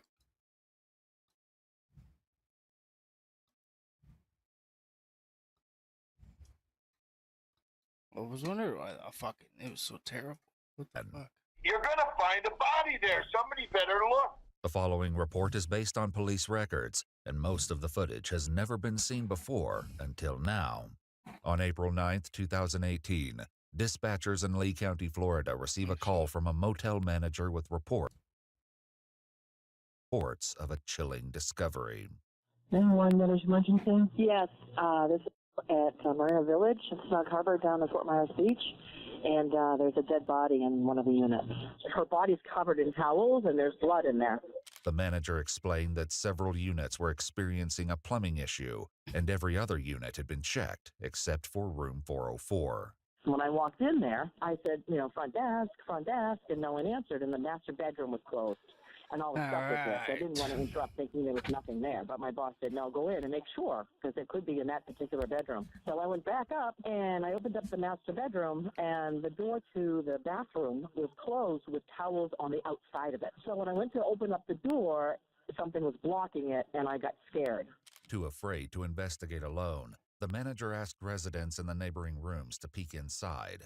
Brave volunteers came forward to help, unaware of the nightmare waiting for them on the other side of the door. There was a towel against the door. The door was partially open. We tried to push on it, and we were hitting something. So I looked around the door, and she's laying on the floor with towels over her, and she was bleeding. You could see blood under her towel. The towel would look to be under her head. That's all I could see. Officers quickly arrived to find a woman lying on the bathroom floor with what appeared to be 2 gunshot wounds. A towel had been draped over her body, and the air conditioning was lowered to a frigid temperature of 61 degrees. The guest bedroom showed signs of use, and multiple wine bottles along with dishes piled in the sink indicated another guest may have been staying there. Whoever it may have been was nowhere to be found. Police discovered that room 404 was rented by 59-year-old Pamela Hutchinson, who was captured on surveillance checking into the Marina Village condominium 6 days ago on April 3rd. Barely made it by the bell. Pamela Hutchinson. How are you today? Good. Good. You're right, the traffic was. Need your driver's license on a credit card. Pamela reaches into a small silver purse, which was later discovered in her motel room. However, her credit cards and identification were missing. More importantly, she checks into the motel alone, raising questions about who was in the room with her. Searching for answers, investigators continue reviewing the tapes, unaware of the unnerving mystery that's about to unfold. At 3:44 p.m., Pamela pulls into the parking lot of Marina Village in a white Acura with Florida license plates. Shortly after checking in, Pamela exits the elevator and heads to room 404 by herself. However, the following day, she's no longer alone. As she approaches the elevator at 8:13 p.m. on April 4th, she's now accompanied by another woman who bears a striking resemblance to Pamela. Okay, so They this appear must about be the the same crazy age, grandma height, or and grandma build. fucking killer bitch. What did you stay out See all what night happens. and sleep all day because you don't have any fun? Yes. And I have to sleep all day. They're seen again the following day at 12:45 a.m. on April 5th, entering the elevator and once again heading toward the room. So, no, I like that. And we got 2 TVs in there. I don't know which one's the grandkids. Or when you're traveling up to the airport and stuff, they're all in one. I got to wear shoes now. Look at my feet are so big, my shoes. Further investigation revealed that Pamela was traveling to Fort Myers Beach for a funeral to be with her friend, who was scattering the ashes of her late husband. The friend last saw Pamela at lunch on Wednesday, April 4th, and later received a text saying she'd extended her stay to April 5th. However, when she sent a text to Pamela at 10 p.m. on Thursday, she received no response. Surveillance footage shows the unknown woman meeting with Pamela at a restaurant on April 5th at 5:14 p.m. They share a high five, engage in lively conversation, and have a few drinks at the bar. Over 2 hours later, Pamela pays for her meal with a credit card, while the other woman pays in cash. They leave the restaurant at 7:43 p.m. and are seen exiting the elevator and heading toward Pamela's room together. Pamela would never be seen alive again. The answers to what happened to Pamela are with the other woman, but she is now missing. As investigators review more footage, they note that on April 5th at 8:30 p.m., just 45 minutes after leaving the restaurant together, the unknown woman emerges from the room alone. Officers note that she appears distraught, upset, and possibly crying. As they continue observing the footage, the woman's next actions leave investigators deeply suspicious of her involvement. On the morning of April 6th at 6 a.m., the suspect heads to the elevator carrying the same purple luggage bag that Pamela had been seen with earlier. Okay. 2 hours later at 8:30 a.m., a woman claiming to be Pamela extends her stay for 3 additional days. She provides a credit card over the phone, but oddly, The card doesn't match the one used for the reservation. Minutes later, the suspect begins making several trips to and from the parking lot. Pamela's car is seen backing into a space in front of a white Cadillac Escalade. The suspect then begins to transfer items from the Escalade to the Acura. The Escalade leaves the parking lot at 12:42 p.m., but the suspect returns on foot nearly an hour later at 1:32 p.m., where she stays for several hours. Oh my God. Finally, on April 6th at 1:51 p.m., she heads for the parking lot and is seen driving away in Pamela's white Acura, leaving her body to be discovered 3 days later. The suspect has vanished without a trace, and as there's no record of her staying at the motel, her identity remains a mystery. Investigators are left with many haunting questions. Who is this woman, and what role could she have played in Pamela's death? The answers may lie over 1,000 miles away, where an unfolding investigation reveals shocking connections between the cases, far more twisted than anyone could have imagined. 2 weeks earlier, on March 23, 2018, a call is placed to the Dodge County Sheriff's Office in Blooming Prairie, Minnesota, where uneasy concerns soon lead to an alarming discovery. Could I speak with a detective, possibly? My name's Greg Oswald. We have right up to the point of missing person here. My business partner, and there seems to be something seriously wrong. Okay, how so? Well, I haven't been able to talk to him for 16 days, and neither of any of the employees. He's never done this. Dave's never done this in the 20 years I know him. He's very involved in our business, hands-on. Okay, and what is his name? David Reese. Greg further explains that the Prairie Took him over Waxworms 2 farm weeks to is just call or 100 do feet something away about from it. That's David's home, crazy. where he and his wife Lois reside. Thomas, the farm's manager, explained their concerns began 10 days prior on March 12th. Lois come down to the shed and told me that David was sick and he would not be down today, and she also wanted me to take care of the payroll because we get paid every bi-weekly. David having some health issues in the past, I did not think anything of that.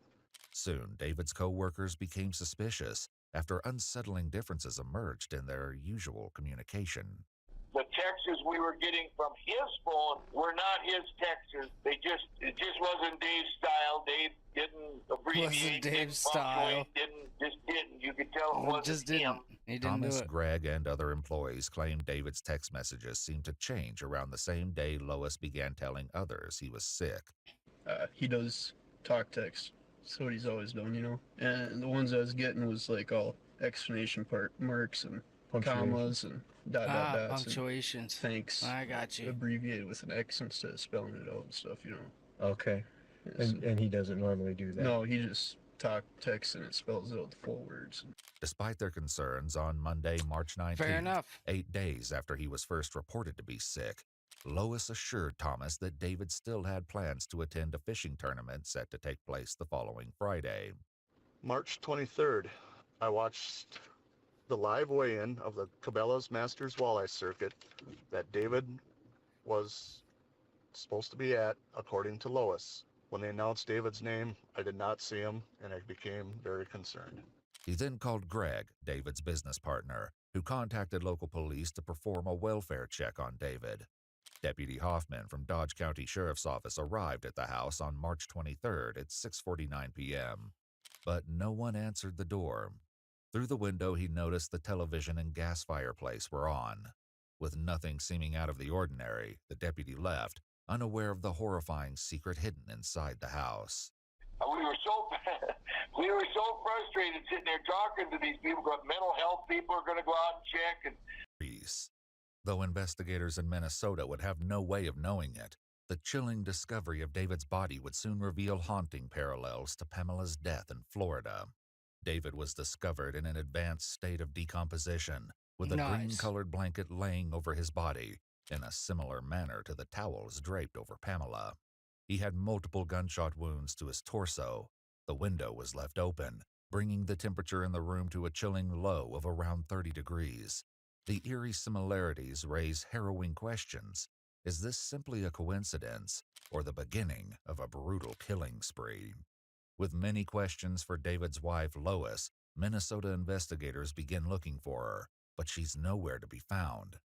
In an effort to trace her movements, they review local business surveillance, starting from the last time the There's the couple was bitch. seen together.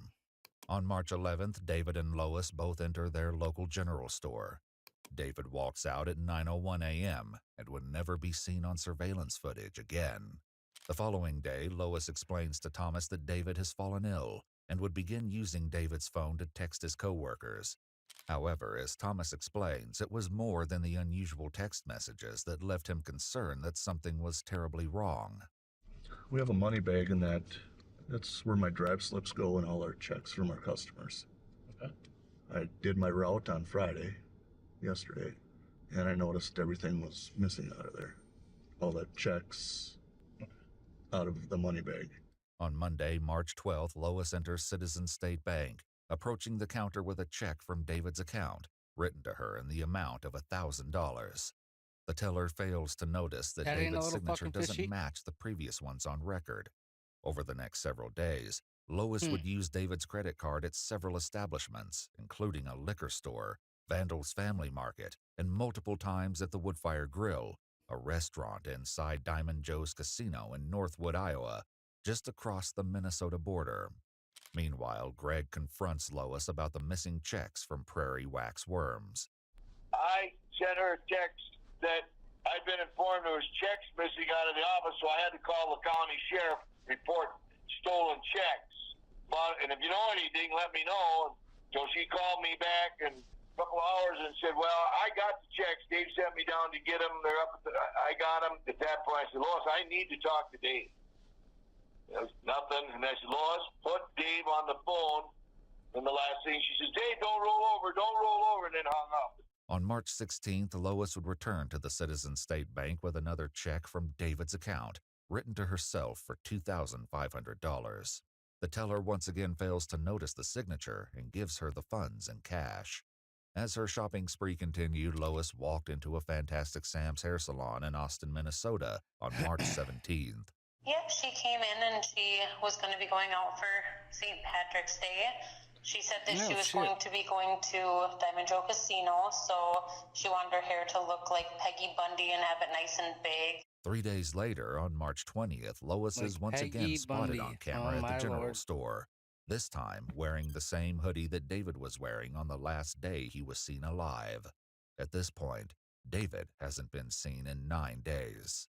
Over the next 2 days, Lois returns to the bank, depositing over $8,000 into David's account at the drive-thru before transferring the money back into her account.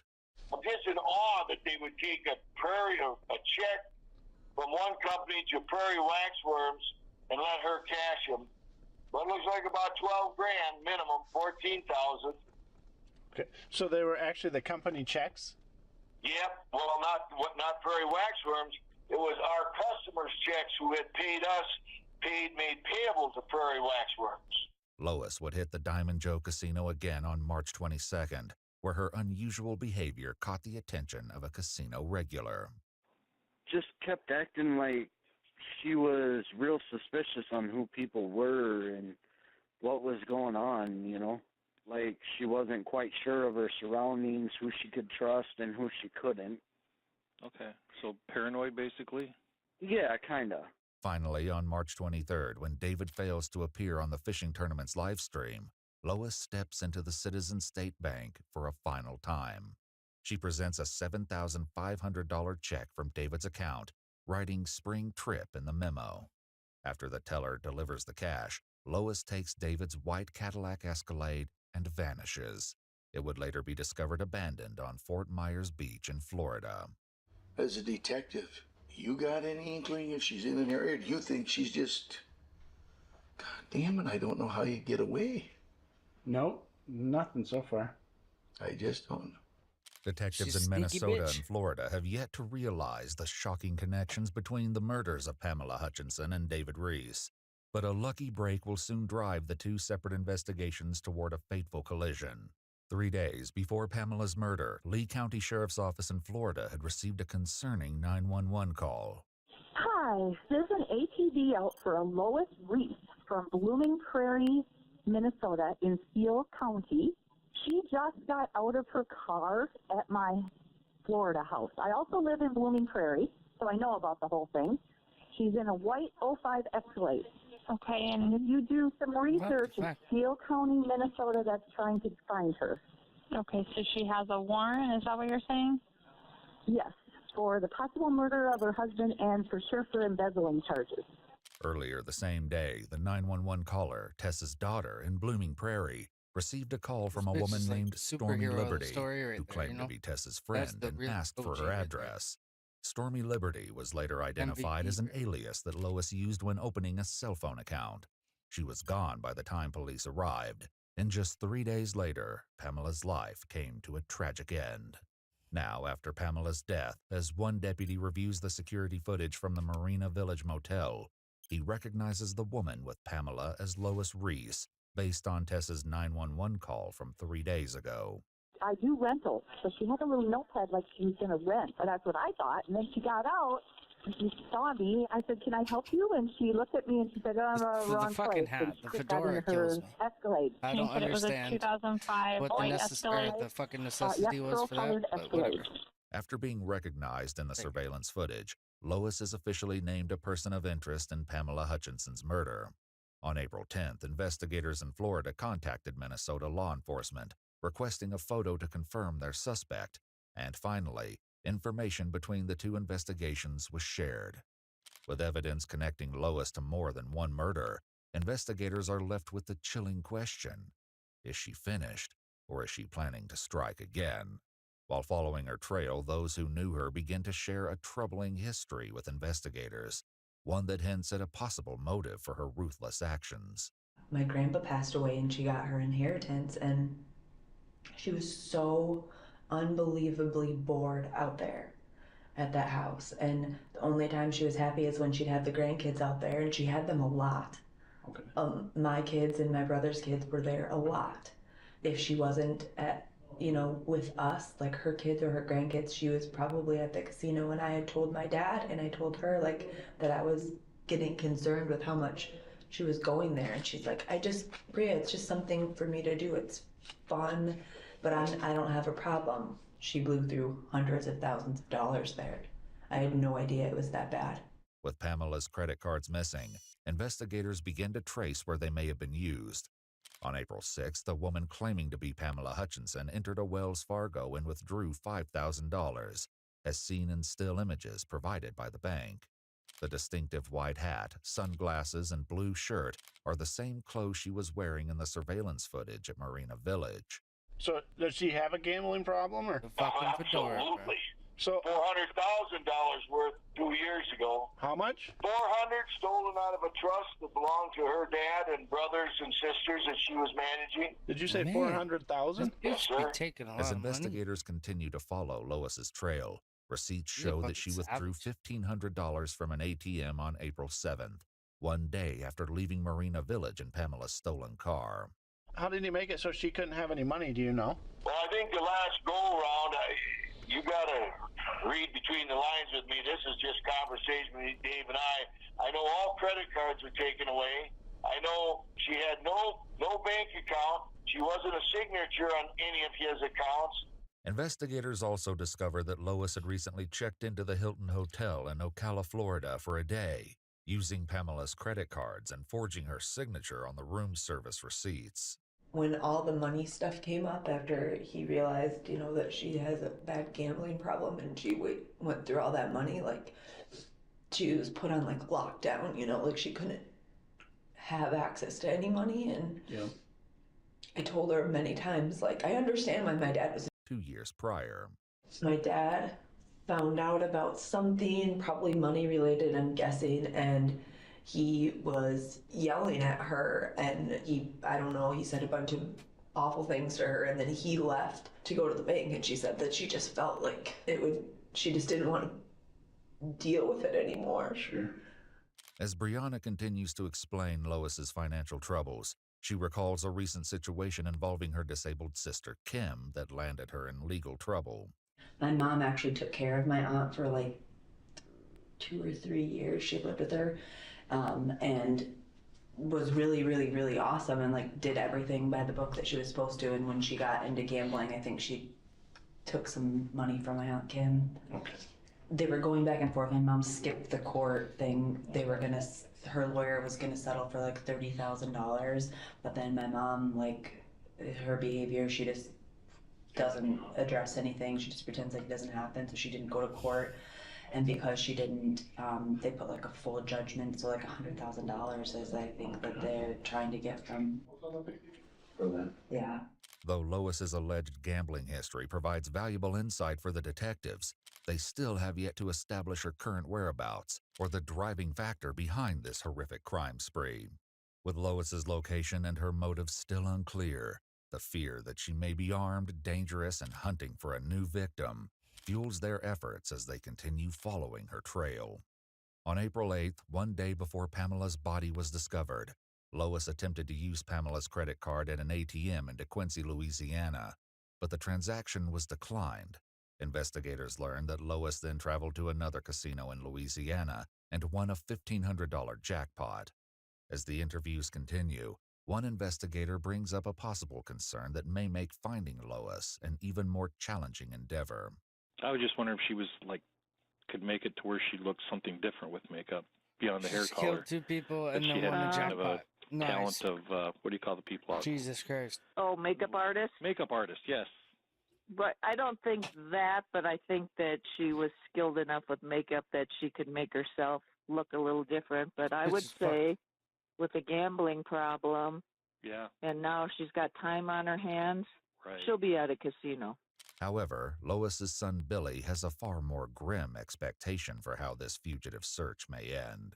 Based off her past actions, I'd say, I don't know, finding her alive probably isn't very good, as sick as that sounds. Right. She's obviously tried to do it before. I think this is a little bit more serious than that was, spending money. Right. Right. You think she has any means of doing that, or? Of hurting herself? Yeah, if she killed my dad. At 11:16 p.m. on April 8th, Pamela's stolen Acura is seen traveling westbound on Interstate 10 in Lafayette, Louisiana, and once more on a license plate reader in Texas before the trail goes cold. With Lois continuing to cross state lines, a U.S. Marshals task force takes over the investigation and issues a BOLO for Lois Reese. She's now wanted for 2 murders, grand theft auto, financial theft, and identity theft. As the case gains national attention through widespread media coverage, she earns the nickname Killer Grandma. News outlets nationwide ask anyone who sees Lois or her vehicle to come forward. That bitch. When a I don't even know promising if she has tip grandkids. brings She's just old. investigators one step closer to They're calling her ending her reign grandma, of too. That's terror, ignorant as one fuck. question remains. Can they get to her before she it's just funny. disappears once again? At 6:58 p.m. on April 19th, over a week since she was last spotted on traffic cameras, Lois enters Dirty Al's restaurant on South Padre Island in Texas, just 30 miles from the Mexican border. She lingers upon entering, taking a moment to look at the posted menu near the main cash register. It isn't long before an employee sees Lois and stands watch. As she suddenly makes for the exit, the 2 male employees briefly converse before following her.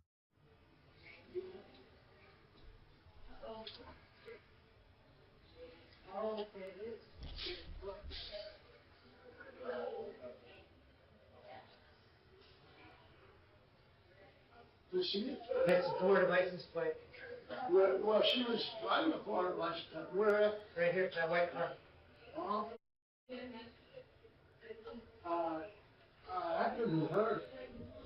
The man takes down her license plate and local authorities are contacted. Police arrive at 7:50 p.m., nearly an hour after she left the building. It seems as though she slipped away once more.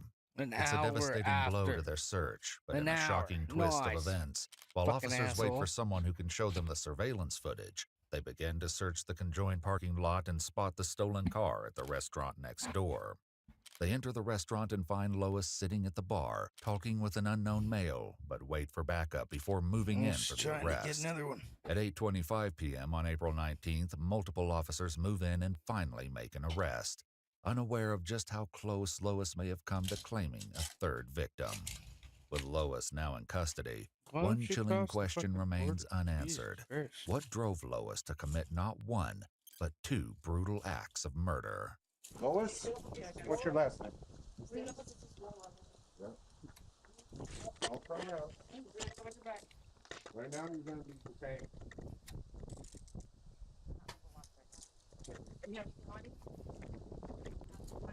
One detained. Double lock it. Okay, no. According to the man she was with, he and his friend met Lois at Padre Rita's Grill. She told them she was staying next door at the Motel 6 and was a widow searching for a place to live in South Padre. The jaw-dropping evidence in her motel room will later be found in a search by investigators. Yes. It is. The way I can run it real quick. How did you get here?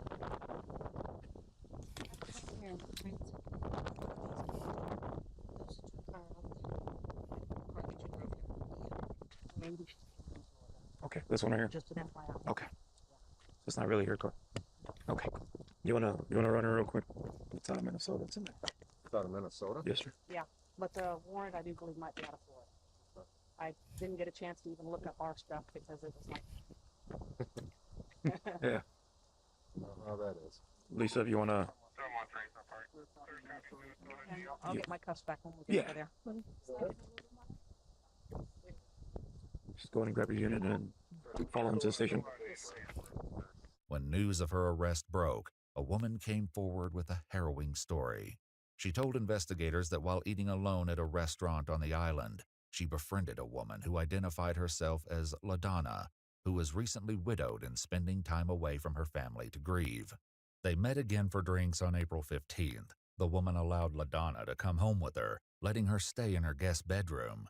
They had plans to meet again on Friday, April 20th, just one day after her arrest, where she learned LaDonna was Lois Reese.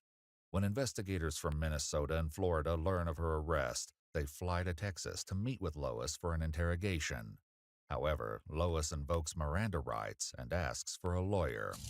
Eventually, Lois will break her silence and recount the shocking details of her final moments with David and her motives for pulling the trigger. For now, Lois raises an unusual concern. The process for getting you out of here takes a little bit of time, and you got to get transported back to Florida. So I'd imagine in a couple weeks, we'll see you back in the Lee County Jail, and then from there you'll be eventually going back to Minnesota to deal with the charges up there. Okay. Do you have any questions of us right now? Will they put me in a room that has a bed?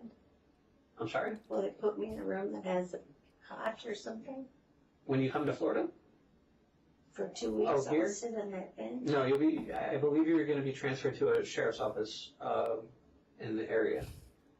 Okay. You'll have to see a judge, I think, for extradition purposes in the morning, a magistrate.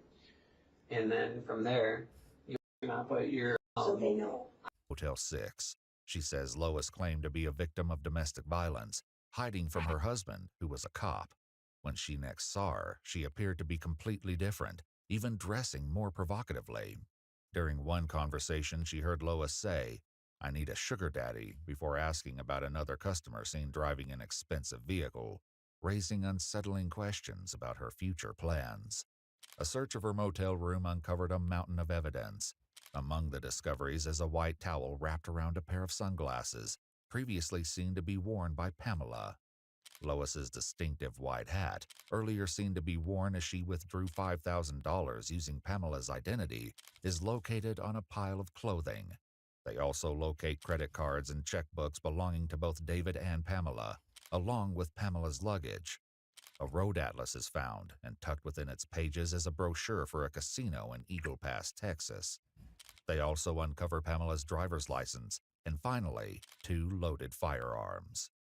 With a mountain of evidence against her, Lois is extradited to Florida and held without bond to face charges for the murder of 59-year-old Pamela Hutchinson.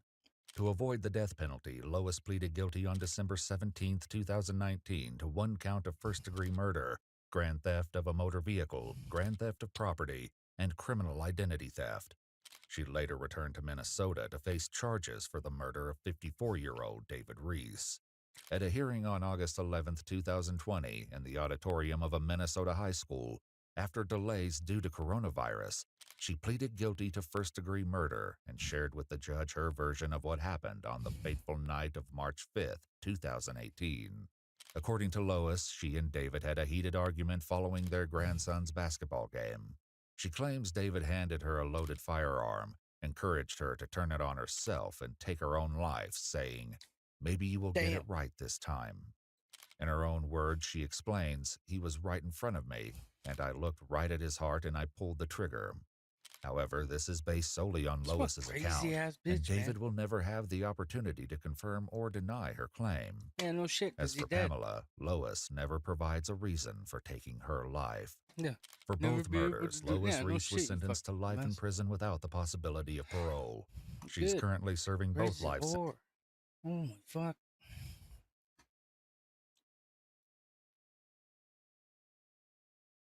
Them and their 32 fucking channels.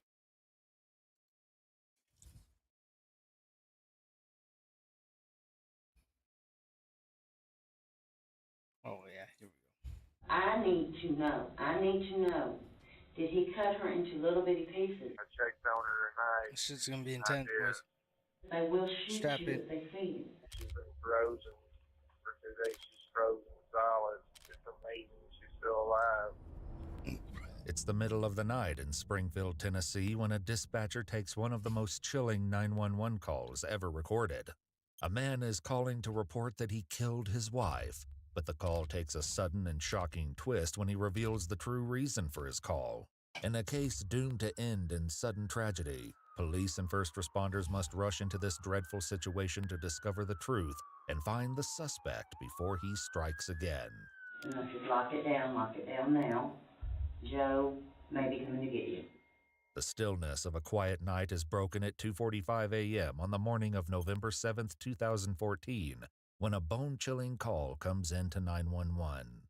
911 location of your emergency. Yeah, Springfield, Tennessee. It's right behind Oakland Farms. Okay, what's going on? All right, this is what's happened. Been married 12 years. On the 4th, which would have been 2 nights ago at 4 a.m., I shot my wife in the temple of her head. This detail, combined with the man's oddly calm demeanor, are already eerie enough, but it's what the man says next that is truly terrifying.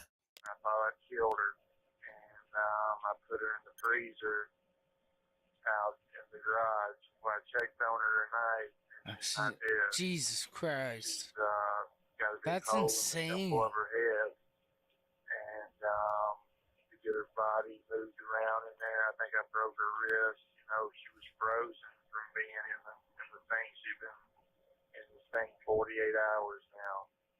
This is no prank call. I need somebody to get out there and help her. I've cleared the premises. I've got away. That's insane, I'm bro. not gonna be there. But What the fuck? I promise you Imagine. this is a legit call, and I need somebody to get out there and help her because I love. Could you fucking imagine, bro? Bro, that's insane.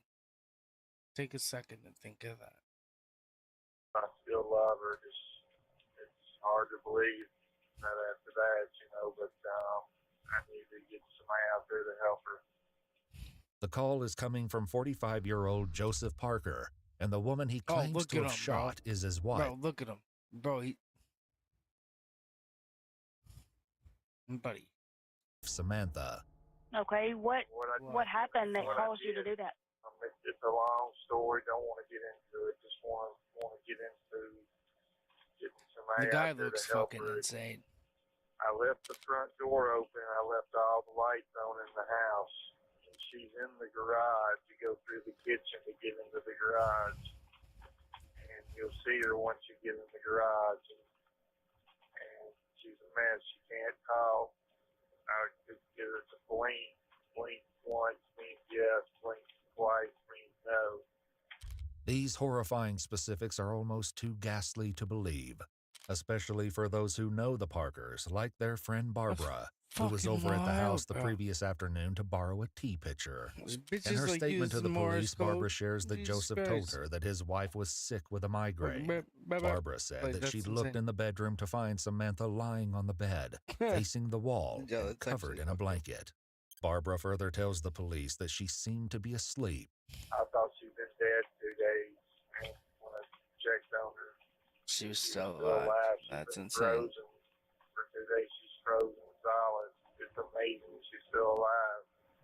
I shot her with a .38 caliber handgun, and There's a big hole in the temple of her head. A big hole. And how long ago did you leave A there? big hole in the An hour temple ago. of her head. And that's the last time you saw her? Yes, that's the last time I saw her. And she was still in the garage? Yes, she's still That's in the fucked garage. up. I made her as comfortable as I could make her. Tried to drink a little water. Buddy, you shouldn't have shot her in the fucking temple and she'd be comfortable. What the fuck? Bad shape. Oh my god, we're cooked. We're cooked, Chad. It's crucial for the dispatcher to get as much information as possible from Joseph, but he makes it clear that there are some things he's not willing to share. Okay, what is your name? My name is Joe. I'll just leave it at that. Don't want to get arrested tonight and all that. We don't have a history of domestic. Buddy, you shot her in the temple with a fucking .38 caliber handgun. And you're saying you don't want to get arrested tonight. What the fuck? What? Alright, buddy. Alright. While Joseph doesn't want to give away his location, police will soon learn that his background is relatively clean. The only blemish to his record is a drug possession arrest from 1987, when he would have only been 20 years old. I love her. I still love her. I've loved her every day I've been married to her. She's had a rough stretch here. To that end, it will soon come to light that Joseph recently lost his job as a car salesman at Rivergate Toyota in Metro Nashville. Joseph's former co-workers would later recall in exclusive interviews with Iwu how he changed in the last months of his employment. He was really quiet. He was kind of weird. He was a salesperson, so he did talk to people. We knew something was going on with him, but it was unusual behavior, but it just grew over time. I think he had a lot of money stress on him. He'd gotten behind on their mortgage. So I think he had a lot of weight on his shoulders that was getting to him.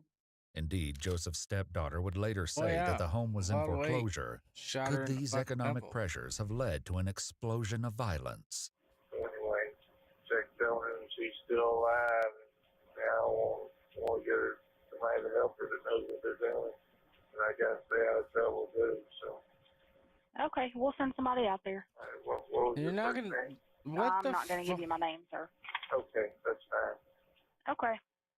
Joseph's call to 911 is over, and he's left more than enough details for are police you to fucking investigate. cooked? They'll find, however, that he didn't tell them everything, and there's more to this grotesque story than anyone could have imagined.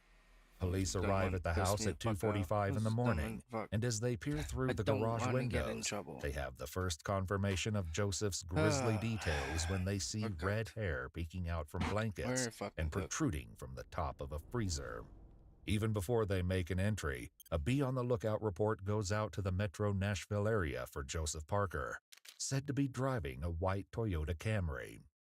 The idea that Joseph could be anywhere is unnerving, even for his sister Patty, who later talks to an investigator, in mind. At 3:23 a.m., police enter the house to find it clean and spotless. There's no trash anywhere, and every trash can has been emptied. It strikes officers as a clear attempt to destroy evidence. But there are other odd discoveries in store that don't seem to be directly related to a crime. Have y'all known that he's OCD? Not that bad. Hit over 1,000 chapsticks. Yeah. But it's in the garage that the police learn the disturbing truth behind Joseph's 911 call. They find Samantha Parker frozen to the touch inside the freezer with a gunshot wound to the left side of her head. She is completely unresponsive, which is a stark contrast to the way Joseph described the situation to 911. She can't talk. I just give her a blink.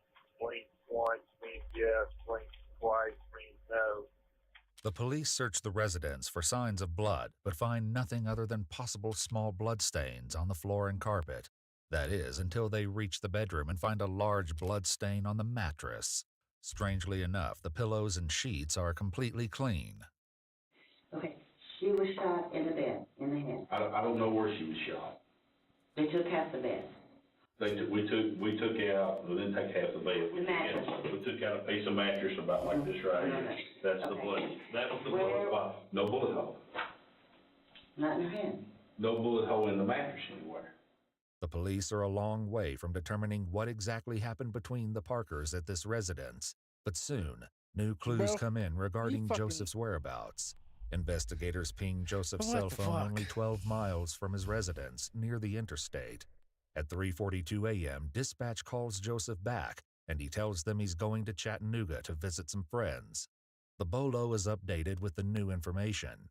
If Joseph has more scores to settle, it's vital that police catch up to him as quickly as possible. Meanwhile, at the house, police realize that Joseph wasn't finished with Samantha after shooting her. Now here's what I've heard. Oh, he cut off her hand. Specifically, he told me he cut off her ankle. I've been told she's been shot into little bitty pieces. Did he cut off? I need to know. Did he cut her into little bitty pieces? He did not cut her into little bitty pieces. What was her head still on her body? Oh, yeah. Were her arms and legs? Her arms were still attached. Her legs had some work done to them. Okay, was it an anger work or I've got to get her in the freezer work? I know it was like both, but I don't know if I asked that right. Yeah, I don't know that I can answer that. You're asking me what he was feeling when he cut her up. I don't know. Was it a rage of anger? Did he cut her legs into little big pieces or cut? No. So she was not sliced up bit by bit? There's like... Okay, another thing. One. Why? Man, this bitch pisses me She might be in 5 pieces. They're dealing with a violent and severely disturbed fugitive. Unfortunately, even with his name added to the Tennessee Top 10 Most Wanted list, Joseph proves to be elusive. It's only in hindsight that police learn that he checked into a hotel in Goodlettsville for a few hours. But it's when Patty gets a phone call that this domestic homicide threatens to grow into something far more.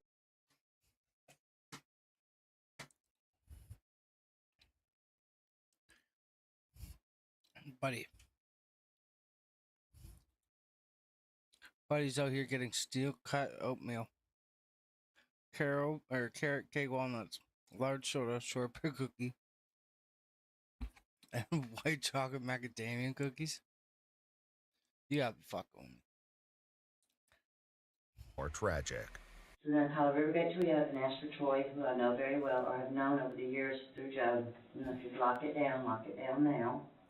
Joe may be coming to get you. Did Joe ever say anything to you to make you think that?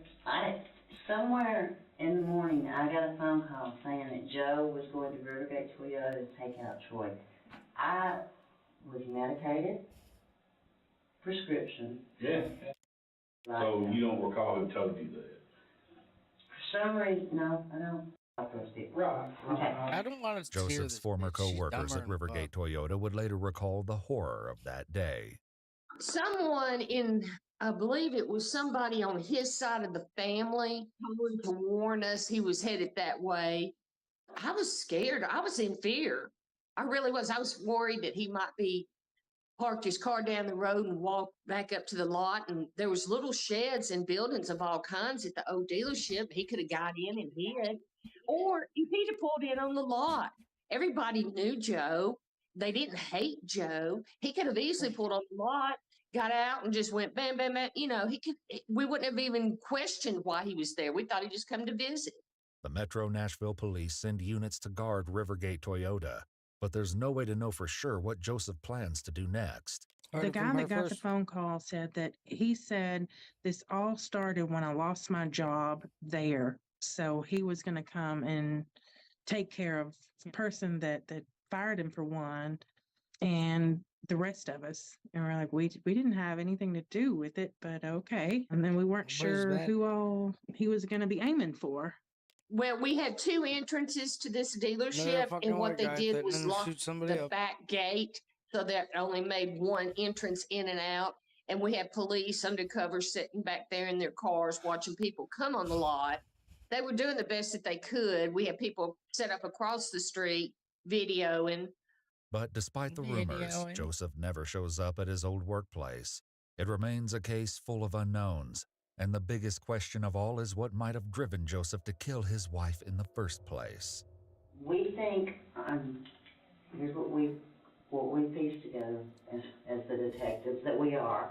That's a joke.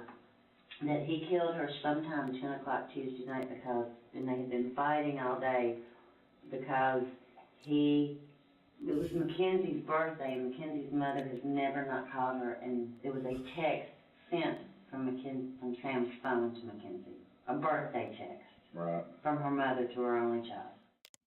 There's a lady in Samantha's neighborhood named Karen, and she texted Karen Tuesday night and said, I don't want to deal with this bitch for the rest of the video, bro. The text, she knows she's gonna die. She knows she's gonna die. Wow. And we